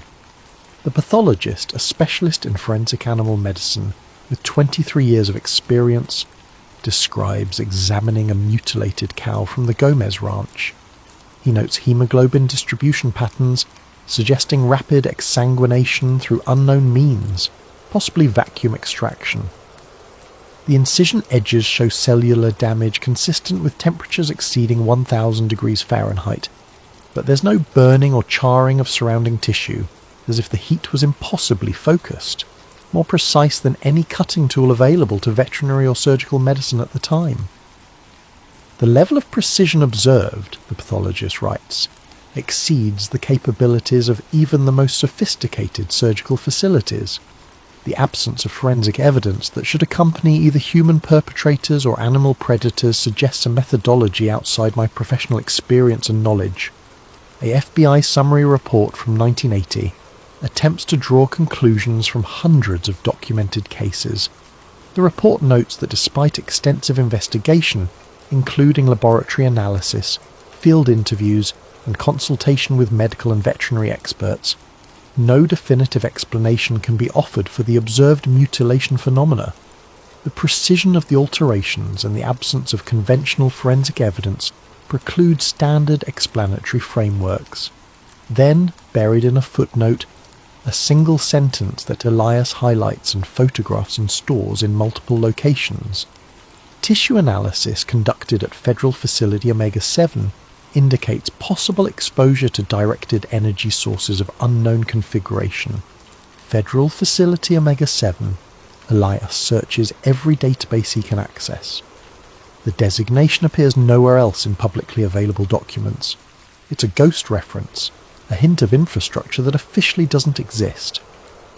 But the psychological operations angle is what truly disturbs him, because it's documented, admitted, and still partially classified. Declassified documents confirm that from 1977 to 1981, Air Force intelligence ran active measures against Paul Benowitz under a program codenamed Desert Shepherd. They fed him false information about underground bases and alien technology. They created forged documents suggesting elaborate conspiracies. They encouraged his beliefs while systematically destroying his credibility. They monitored his mental health deterioration with the detached precision of scientists observing an experiment. One memo, written by an Air Force psychologist in 1983, assesses Benowitz's psychological state and recommends continued reinforcement of constructed narratives to maintain subjects' focus on non-operational areas.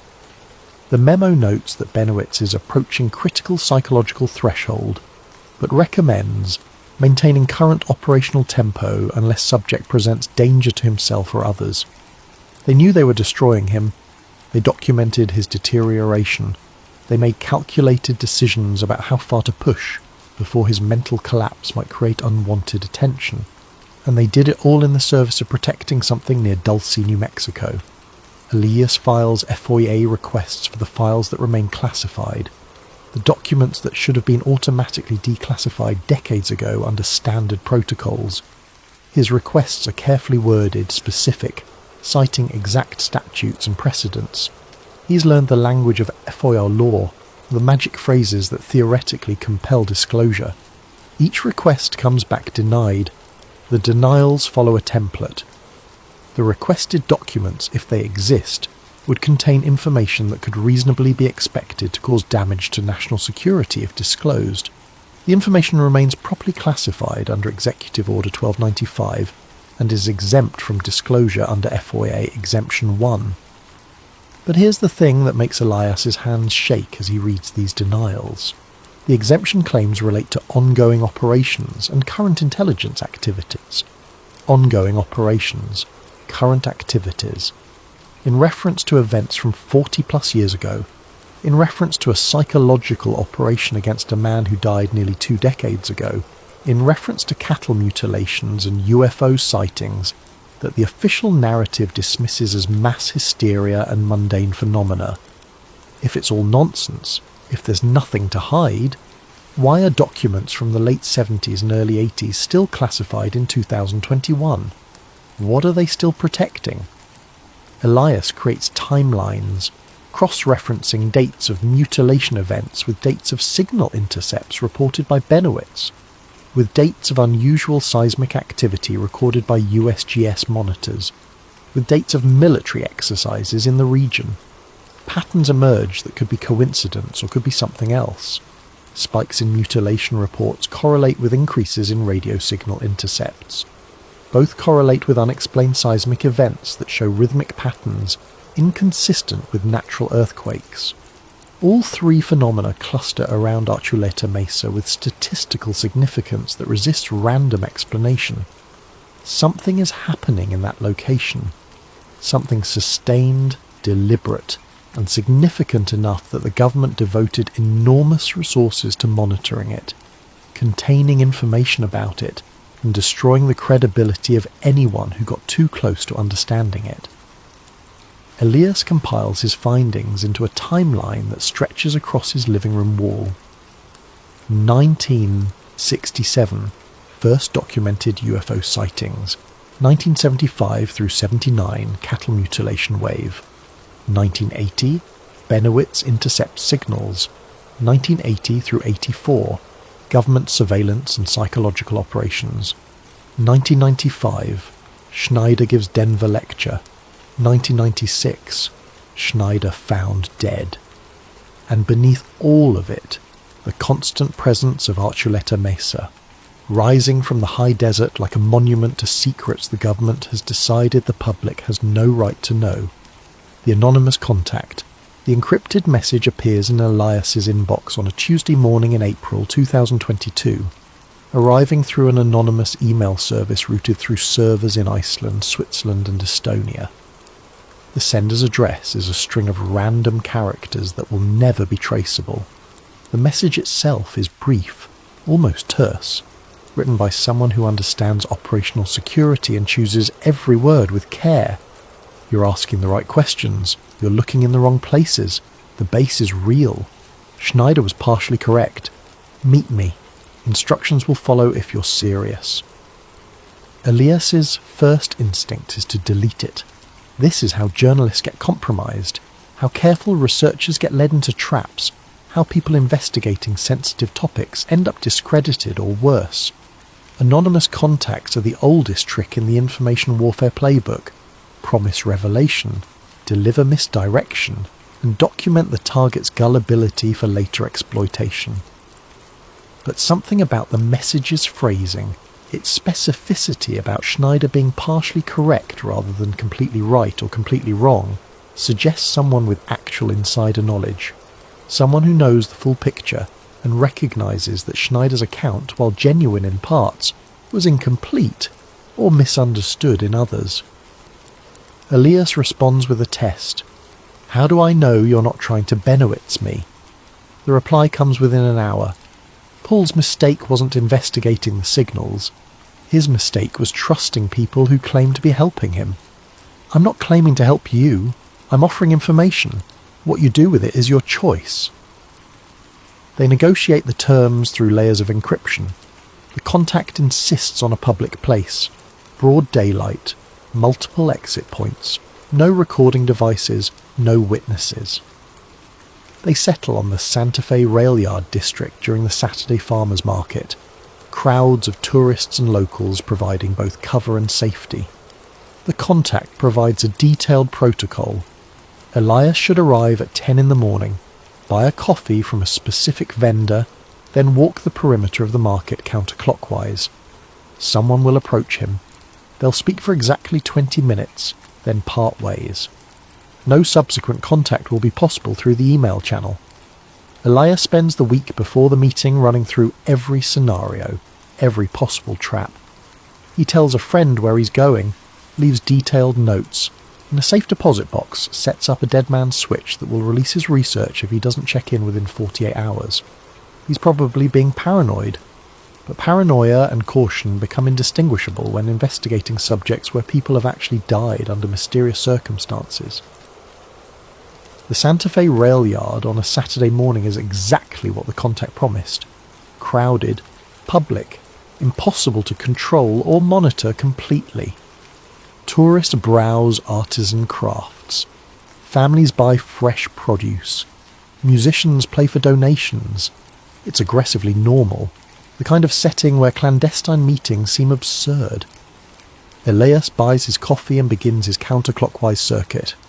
He's halfway through his first lap when a man falls into step beside him, matching his pace exactly.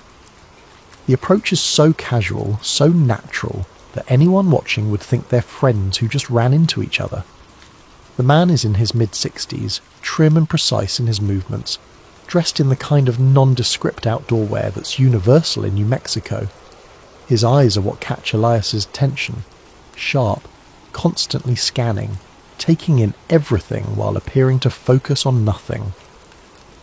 These are eyes trained by decades of operational awareness, by work that requires noticing threats before they develop. Keep walking, the man says quietly. His voice is educated, with hints of East Coast upbringing softened by years in the Southwest. Don't look at me directly. We're having a casual conversation. We're old acquaintances catching up. He introduces himself only as Robert, though everything about the introduction suggests this isn't his real name. It's a working name, chosen for this specific interaction, meaningless beyond this context.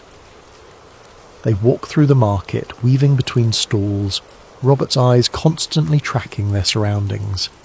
He identifies potential surveillance with subtle shifts of his gaze. A man in a parked car who's been sitting too long without buying anything. A woman with a camera who's taking pictures of people rather than produce, angles that could conceal directional microphones. I worked at Sandia National Laboratories from 1976 to 2008.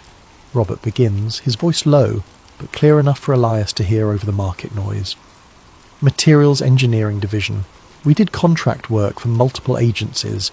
DOE, DOD, projects I couldn't discuss even with my security clearance, projects that appeared on budget spreadsheets as line items without descriptions.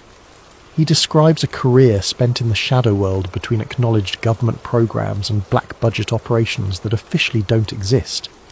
Working on materials for projects he wasn't allowed to know the purpose of, shipping specialised components to locations he wasn't permitted to visit, signing non-disclosure agreements that turned his work into something he couldn't discuss with family or friends. In 1983, I was part of a team designing composite materials for underground construction, Robert continues. They pause at a fruit stand examining apples while they talk. High-strength concrete with radiation shielding properties, acoustic dampening systems for containing sound in subterranean environments, biological containment seals designed for laboratories working with hazardous materials. The specifications, he explains, were unusual. The materials needed to function at depths exceeding 1,000 feet, in environments with specific temperature and humidity parameters, with redundant containment systems suggesting work with exceptionally dangerous substances. The requisition orders were tagged with a facility designation, Unit Delta 5, Robert says.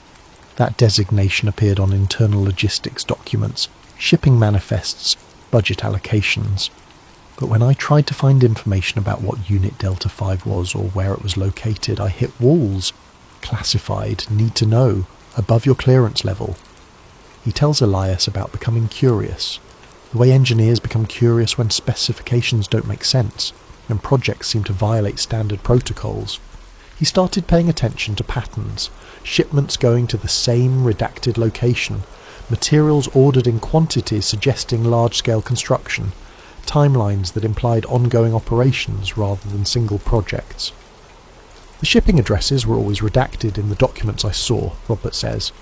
They've moved to a quiet section of the market, ostensibly admiring handmade pottery.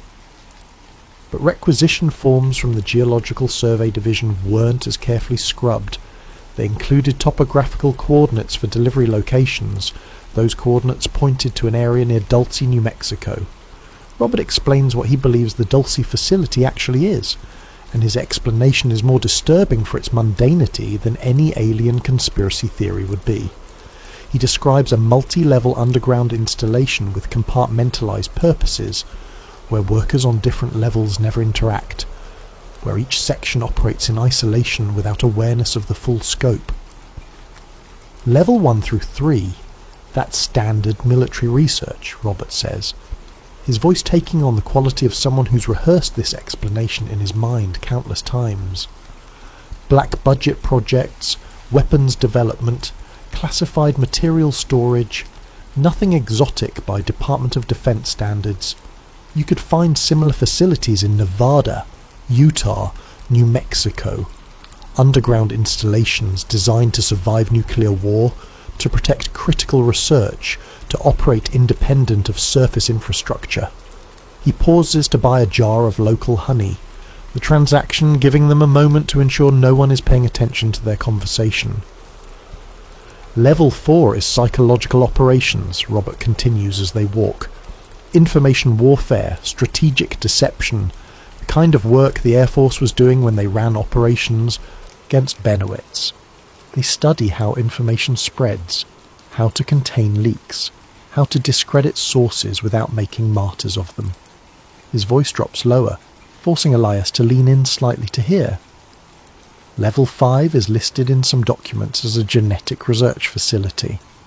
The specific phrasing in a 1983 budget allocation I saw was interspecies compatibility studies, not cross-species, not comparative genetics. Interspecies, which implies comparison between species that have some reason to need compatibility assessment. Elias feels his skepticism fighting with the meticulous detail Robert provides. This isn't wild speculation. This is someone reciting from memory documents he's spent years thinking about. Documents that haunt him enough that he's risking this meeting despite obvious personal cost. And level 6, Elias asks, his voice steadier than he feels. Robert's expression darkens, and for the first time his careful surveillance of their surroundings falters as if the mention of level 6 pulls his attention inward. There are rumours, he says carefully. Personnel who worked the upper levels and heard things. Nightmare Hall, they called it. Supposed collaboration between human researchers and non-human entities working on genetic material exchange, hybrid development programs, compatibility testing for purposes no one would discuss.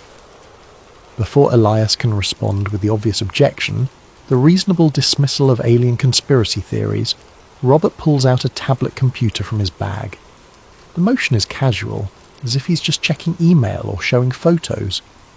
But what appears on the screen is a document that makes Elias's breath catch.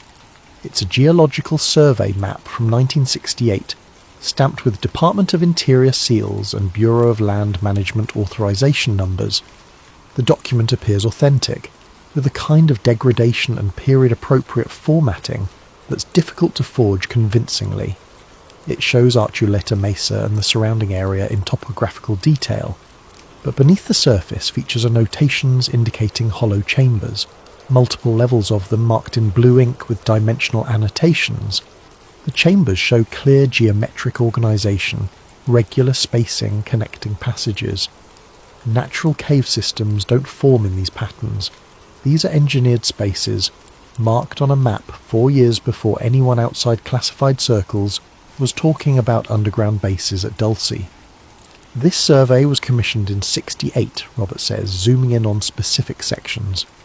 4 years before Schneider's alleged firefight, 8 years before the cattle mutilations, 12 years before Benowitz started intercepting signals.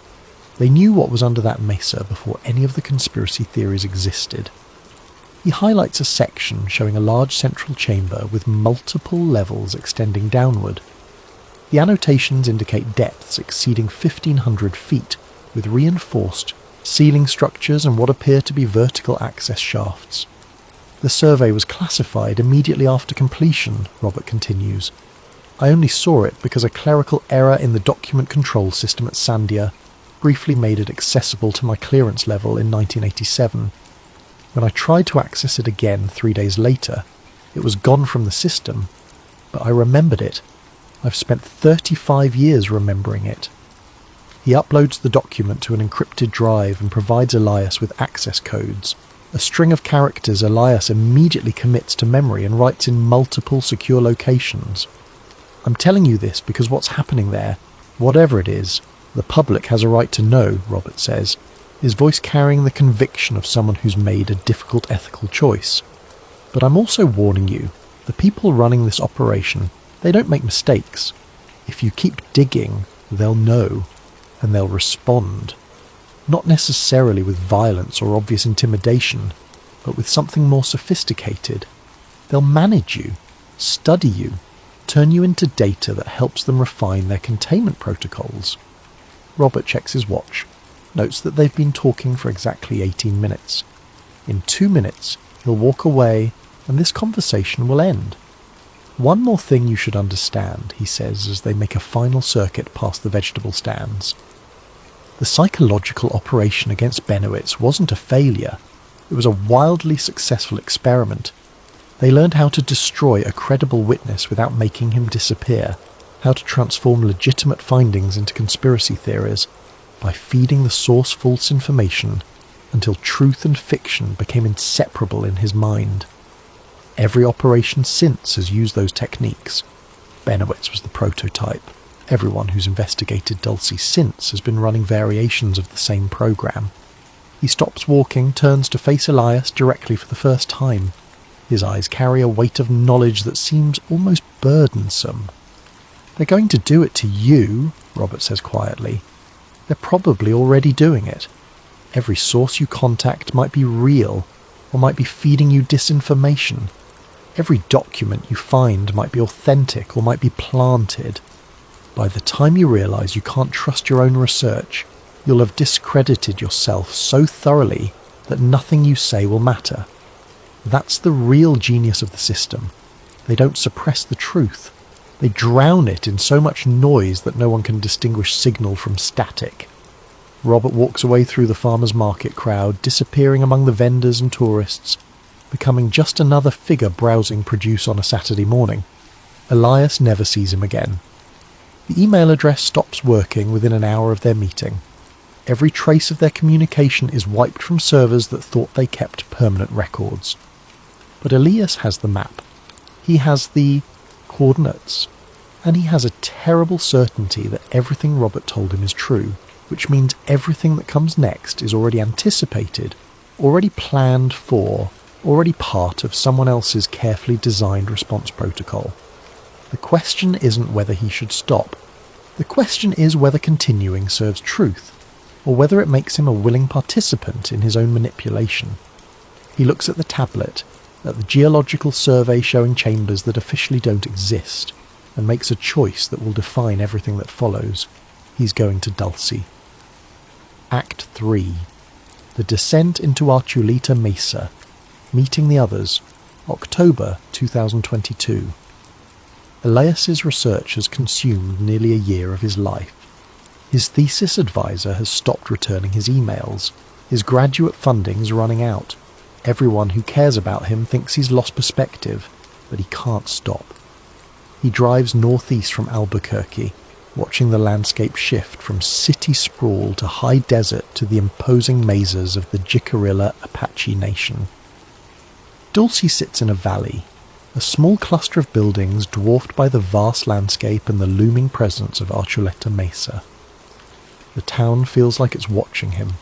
Through local contacts, Elias arranges a meeting with Edmund Valdez, a former Jicarilla Apache tribal police officer who resigned abruptly in 1994 after 23 years of service. Edmund is now 71, living in a small house on the edge of Dulce proper. He invites Elias in with the wary hospitality of someone who's told his story before and not been believed. "You want to know about the night I stopped being a cop," Edmund says, pouring coffee with hands that still move with authority despite his age. "February 19th, 94. I responded to calls about earthquake sounds coming from under the mesa. Multiple witnesses, not tourists, locals, people who know the difference between thunder, drilling and something else." Edmund describes arriving at a trailhead near one of the old uranium mine entrances, long since officially sealed. The ground was vibrating. Not the rolling motion of an earthquake, but a steady rhythmic pulse, like massive machinery operating far below. We had seismographs at the station. They registered nothing, no earthquake, but I felt it through my boots. We all did.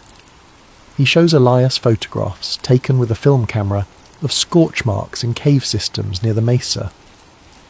The patterns are unusual, radiating outward from central points in ways that don't match lightning strikes or campfires. Then Edmund produces audio files, transferred from old cassette tapes to digital format. He plays one.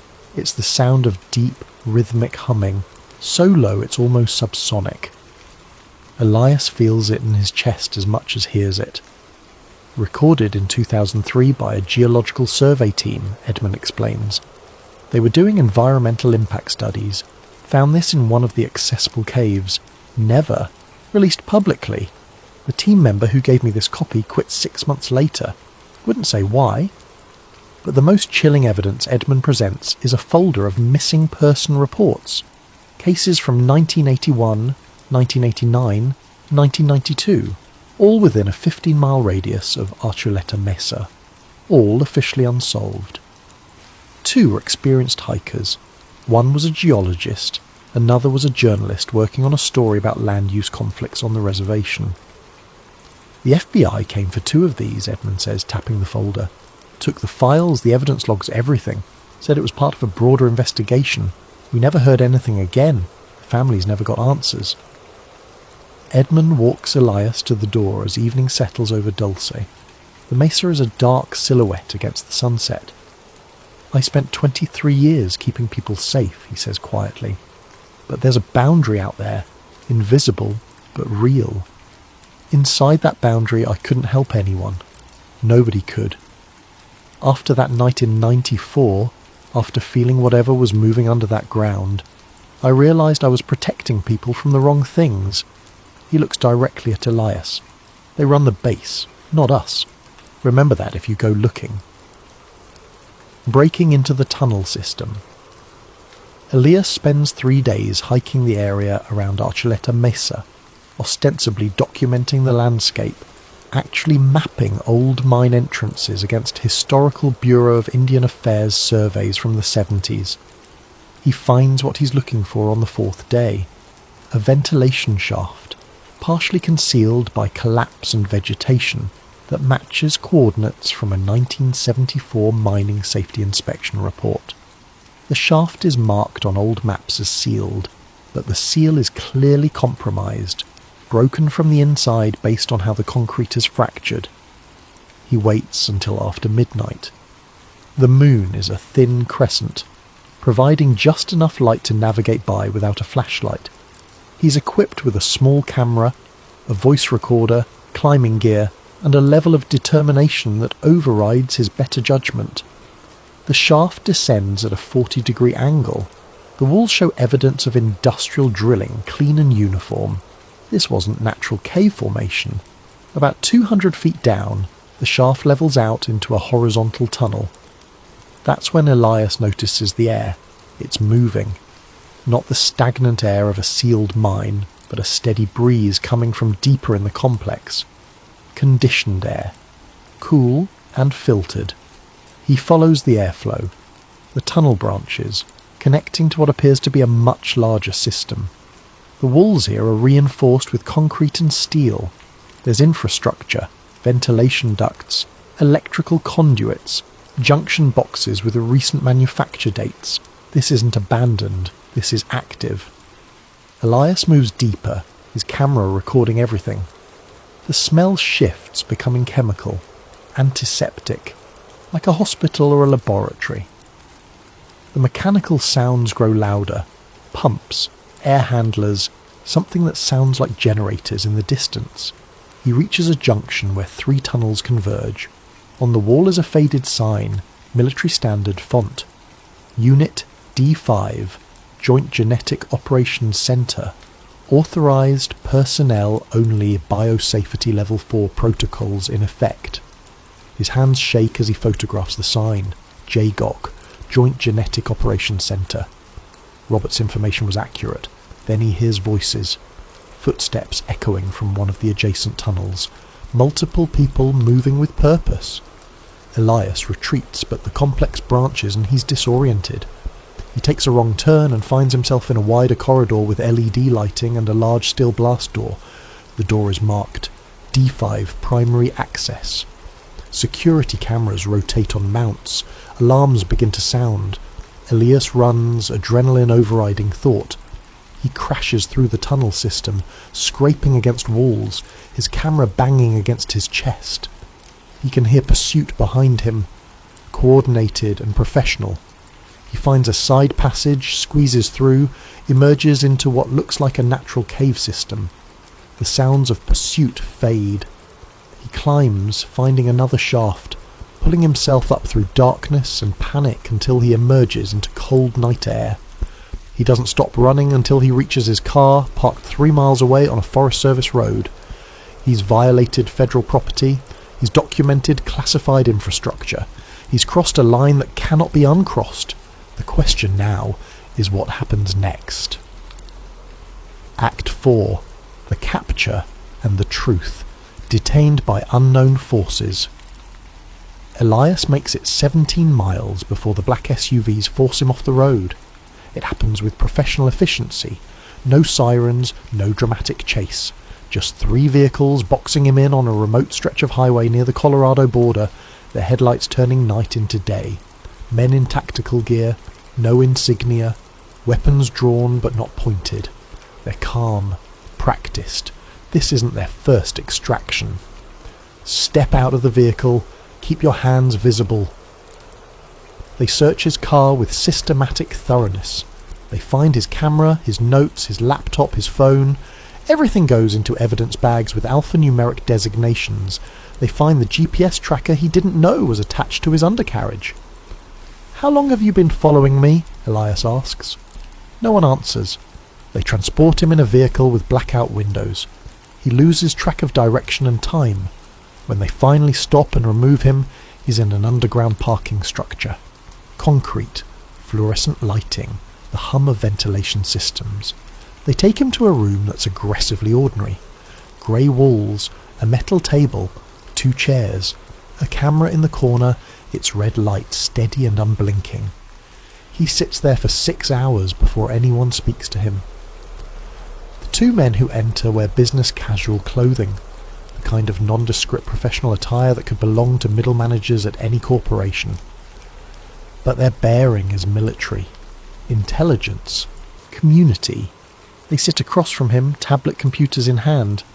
"You entered a restricted federal facility," the first one says. No introduction, no badge. "You photographed classified infrastructure. You're facing charges under the Espionage Act." The Espionage Act. The same statute used against Snowden and Manning. Decades in federal prison. "I'm a journalist," Elias says, trying to keep his voice steady. "I'm researching."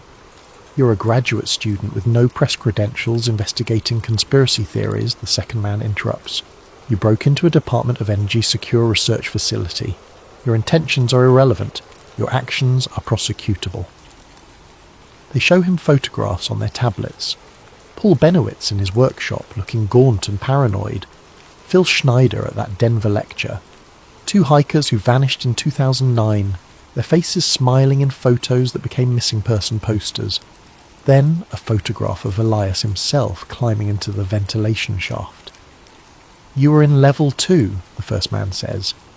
"You saw signage for Unit Delta 5. You photographed infrastructure belonging to a joint operations centre. What you didn't see, what you couldn't have understood even if you had, is context." The second man leans forward. The facility under Archuleta Mesa is a collaborative research installation.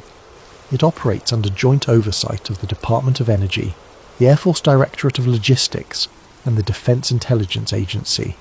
Its work is classified, its very existence is classified, and people who compromise that classification face consequences. "Then charge me," Elias says. "Put me in front of a judge. Let me make my case public." They exchange a glance. Something passes between them, a decision made silently. "We're not going to charge you," the first man says. "You're going to be released." They let him go. The next 48 hours blur into a surreal nightmare of bureaucratic processing. They photograph him. They take his fingerprints.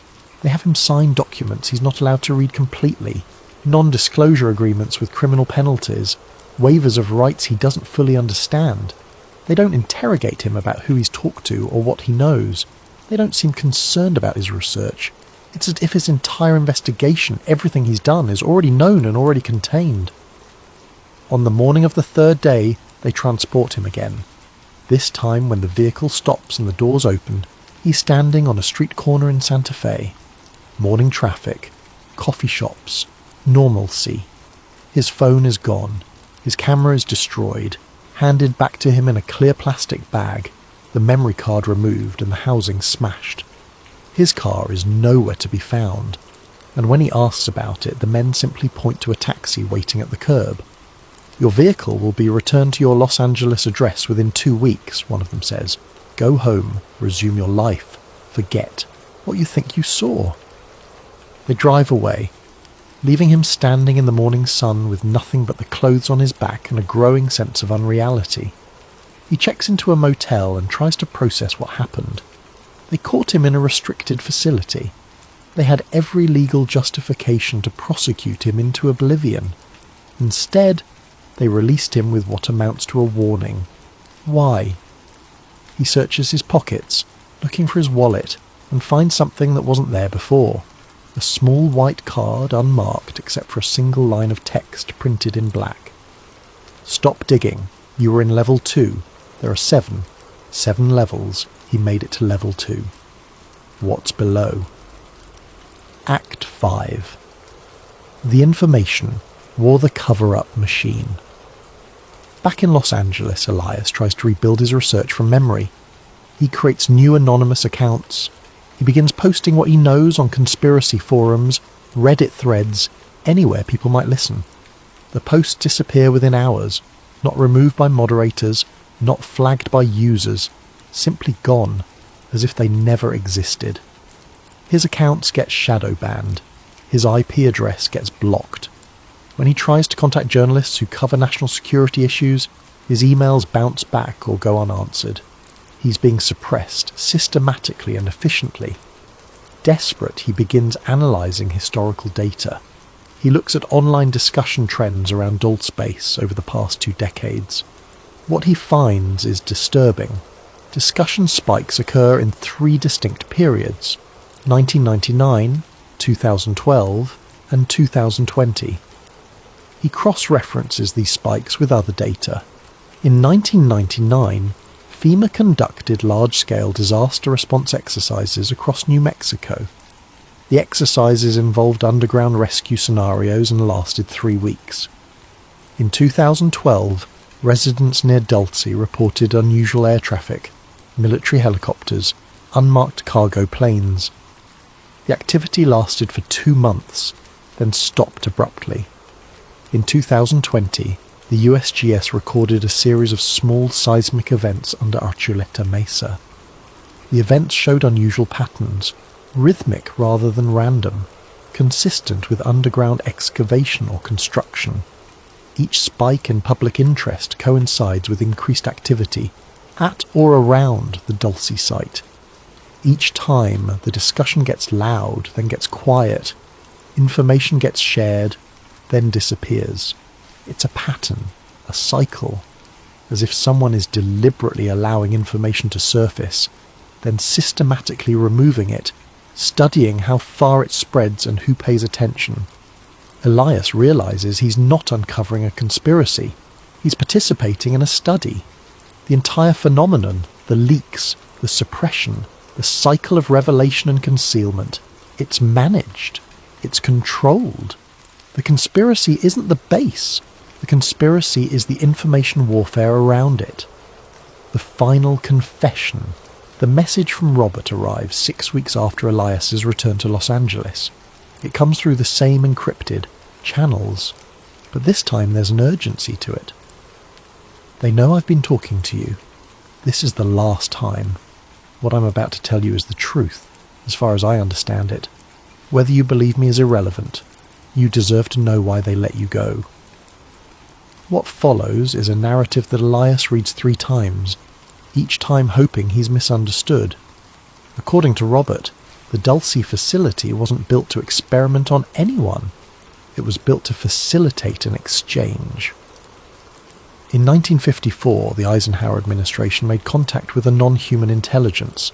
This isn't speculation. This happened. The contact was managed through a series of intermediaries and resulted in an agreement. The terms of that agreement are above my clearance, but the implementation is not. Robert describes Dulce as one of several exchange facilities established in the late 50s and early 60s. The US provided access, infrastructure, and research collaboration. In return, they received technology and a guarantee of non-interference. The genetic research programs weren't about creating hybrids or conducting experiments. They were about compatibility studies, understanding biology different from ours. The exchange involved information, genetic material, research methodologies, both sides studying the other. Elias wants to dismiss this as insanity. But Robert's message continues with specific details that match too many pieces of his research. Paul Benowitz intercepted real signals. The Air Force destroyed him because he got too close to understanding the communication protocols. Phil Schneider was telling the truth about the firefight, but it wasn't an ambush. It was a containment breach. Security protocol failure. People died on both sides. Both sides. You stumbled into level 2, Robert's message continues. That's administrative and logistics. You saw the signage for joint genetic operations because that's where they process biological samples and conduct comparison studies. You didn't see level 5 or 6. Level 5 is where the actual exchange takes place. Level 6 is where they keep the agreements themselves, the contracts, the terms, the proof. Robert's final paragraph is a warning and an explanation. They let you go because you're not a threat. Your data, your investigation, your research patterns, your online behaviour, it all feeds into their analysis of information containment. They study how far someone can get, what they can find, how they respond to suppression. You think you were investigating them. They were studying you. And now that the study's complete, you're free to go about your life, knowing that anything you say will be dismissed as conspiracy theory. Anything you prove will be deleted, and anyone you convince will be written off as delusional. The message ends with a single sentence. The truth isn't being hidden, it's being managed. Ending. The exit that isn't an exit, December 2022. Elias sits in his Los Angeles apartment, surrounded by the fragments of his investigation. His thesis is abandoned. His graduate funding is gone. His relationships are strained to breaking. But he has one thing left, the knowledge that he's right. The apartment has been searched. He knows this because small things are different. A book moved slightly, papers in a different order, the scratches around his door lock that weren't there before. His neighbours mention men in suits asking questions about him. Polite questions, official questions. He's being watched, assessed, catalogued. Elias makes a final decision. He uploads everything he can remember, everything he's reconstructed, to an encrypted site hosted in a country with strong digital privacy laws. He writes his testimony clearly and carefully, knowing it will be read by exactly 3 types of people. Those who already believe and need no convincing, those who will never believe regardless of evidence, and the analysts whose job is to monitor how this information spreads. His final words are chosen with precision. The dull space is real. I've seen it. I've walked its corridors. I've been detained and released by the people who run it. What's under level 6 isn't the problem, though I suspect it would reshape our understanding of reality. The real problem is how easily they made me stop talking about it. Not through threats, not through force, but through something more insidious, by making the truth indistinguishable from paranoia, by ensuring that anyone who speaks about this sounds exactly like someone who's lost their grip on reality, by creating a system where the evidence can exist in plain sight because nobody with credibility will touch it. They don't need to hide the truth anymore. They've made the truth hide itself. I know what I saw. I know what exists under Archuleta Mesa, and I know that by the time you read this, it won't matter, because the mechanism designed to keep this secret isn't classification or suppression. It's something far more elegant. The certainty that anyone who talks about it will be dismissed as exactly what I sound like right now. There are 7 levels beneath the mesa. I made it to level 2. What's on the levels below is less important than the question of why we're not supposed to ask. What's being studied down there matters less than who agreed to let it be studied. What's being exchanged is secondary to the fact that an exchange is happening at all. They let me go because I'm not dangerous to them. I'm useful. Another data point, another case study in how far someone can dig before they're neutralised, not by violence or prosecution, but by the simple act of being made to sound crazy.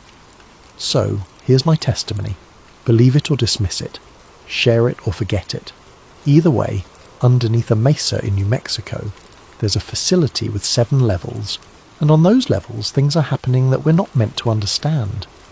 And the people who run it are counting on the fact that you'll never take this seriously enough to find out for yourself. Elias hits upload and watches the progress bar fill. His story joins thousands of others like it, indistinguishable from fiction, impossible to verify, easily dismissed. He closes his laptop and looks out at the Los Angeles skyline. Somewhere beneath the ground in New Mexico, machinery hums, research continues, agreements are honoured, and the world goes on, blissfully unaware or deliberately ignorant, he's no longer sure which. The truth isn't hidden, it's managed. And he's just become part of the management system, a cautionary tale about what happens when you dig too deep, packaged and presented in a way that ensures nobody else will make the same mistake. Elias Ford's investigation ends not with revelation, but with assimilation. He sought the truth. Instead, he became part of the mechanism that obscures it.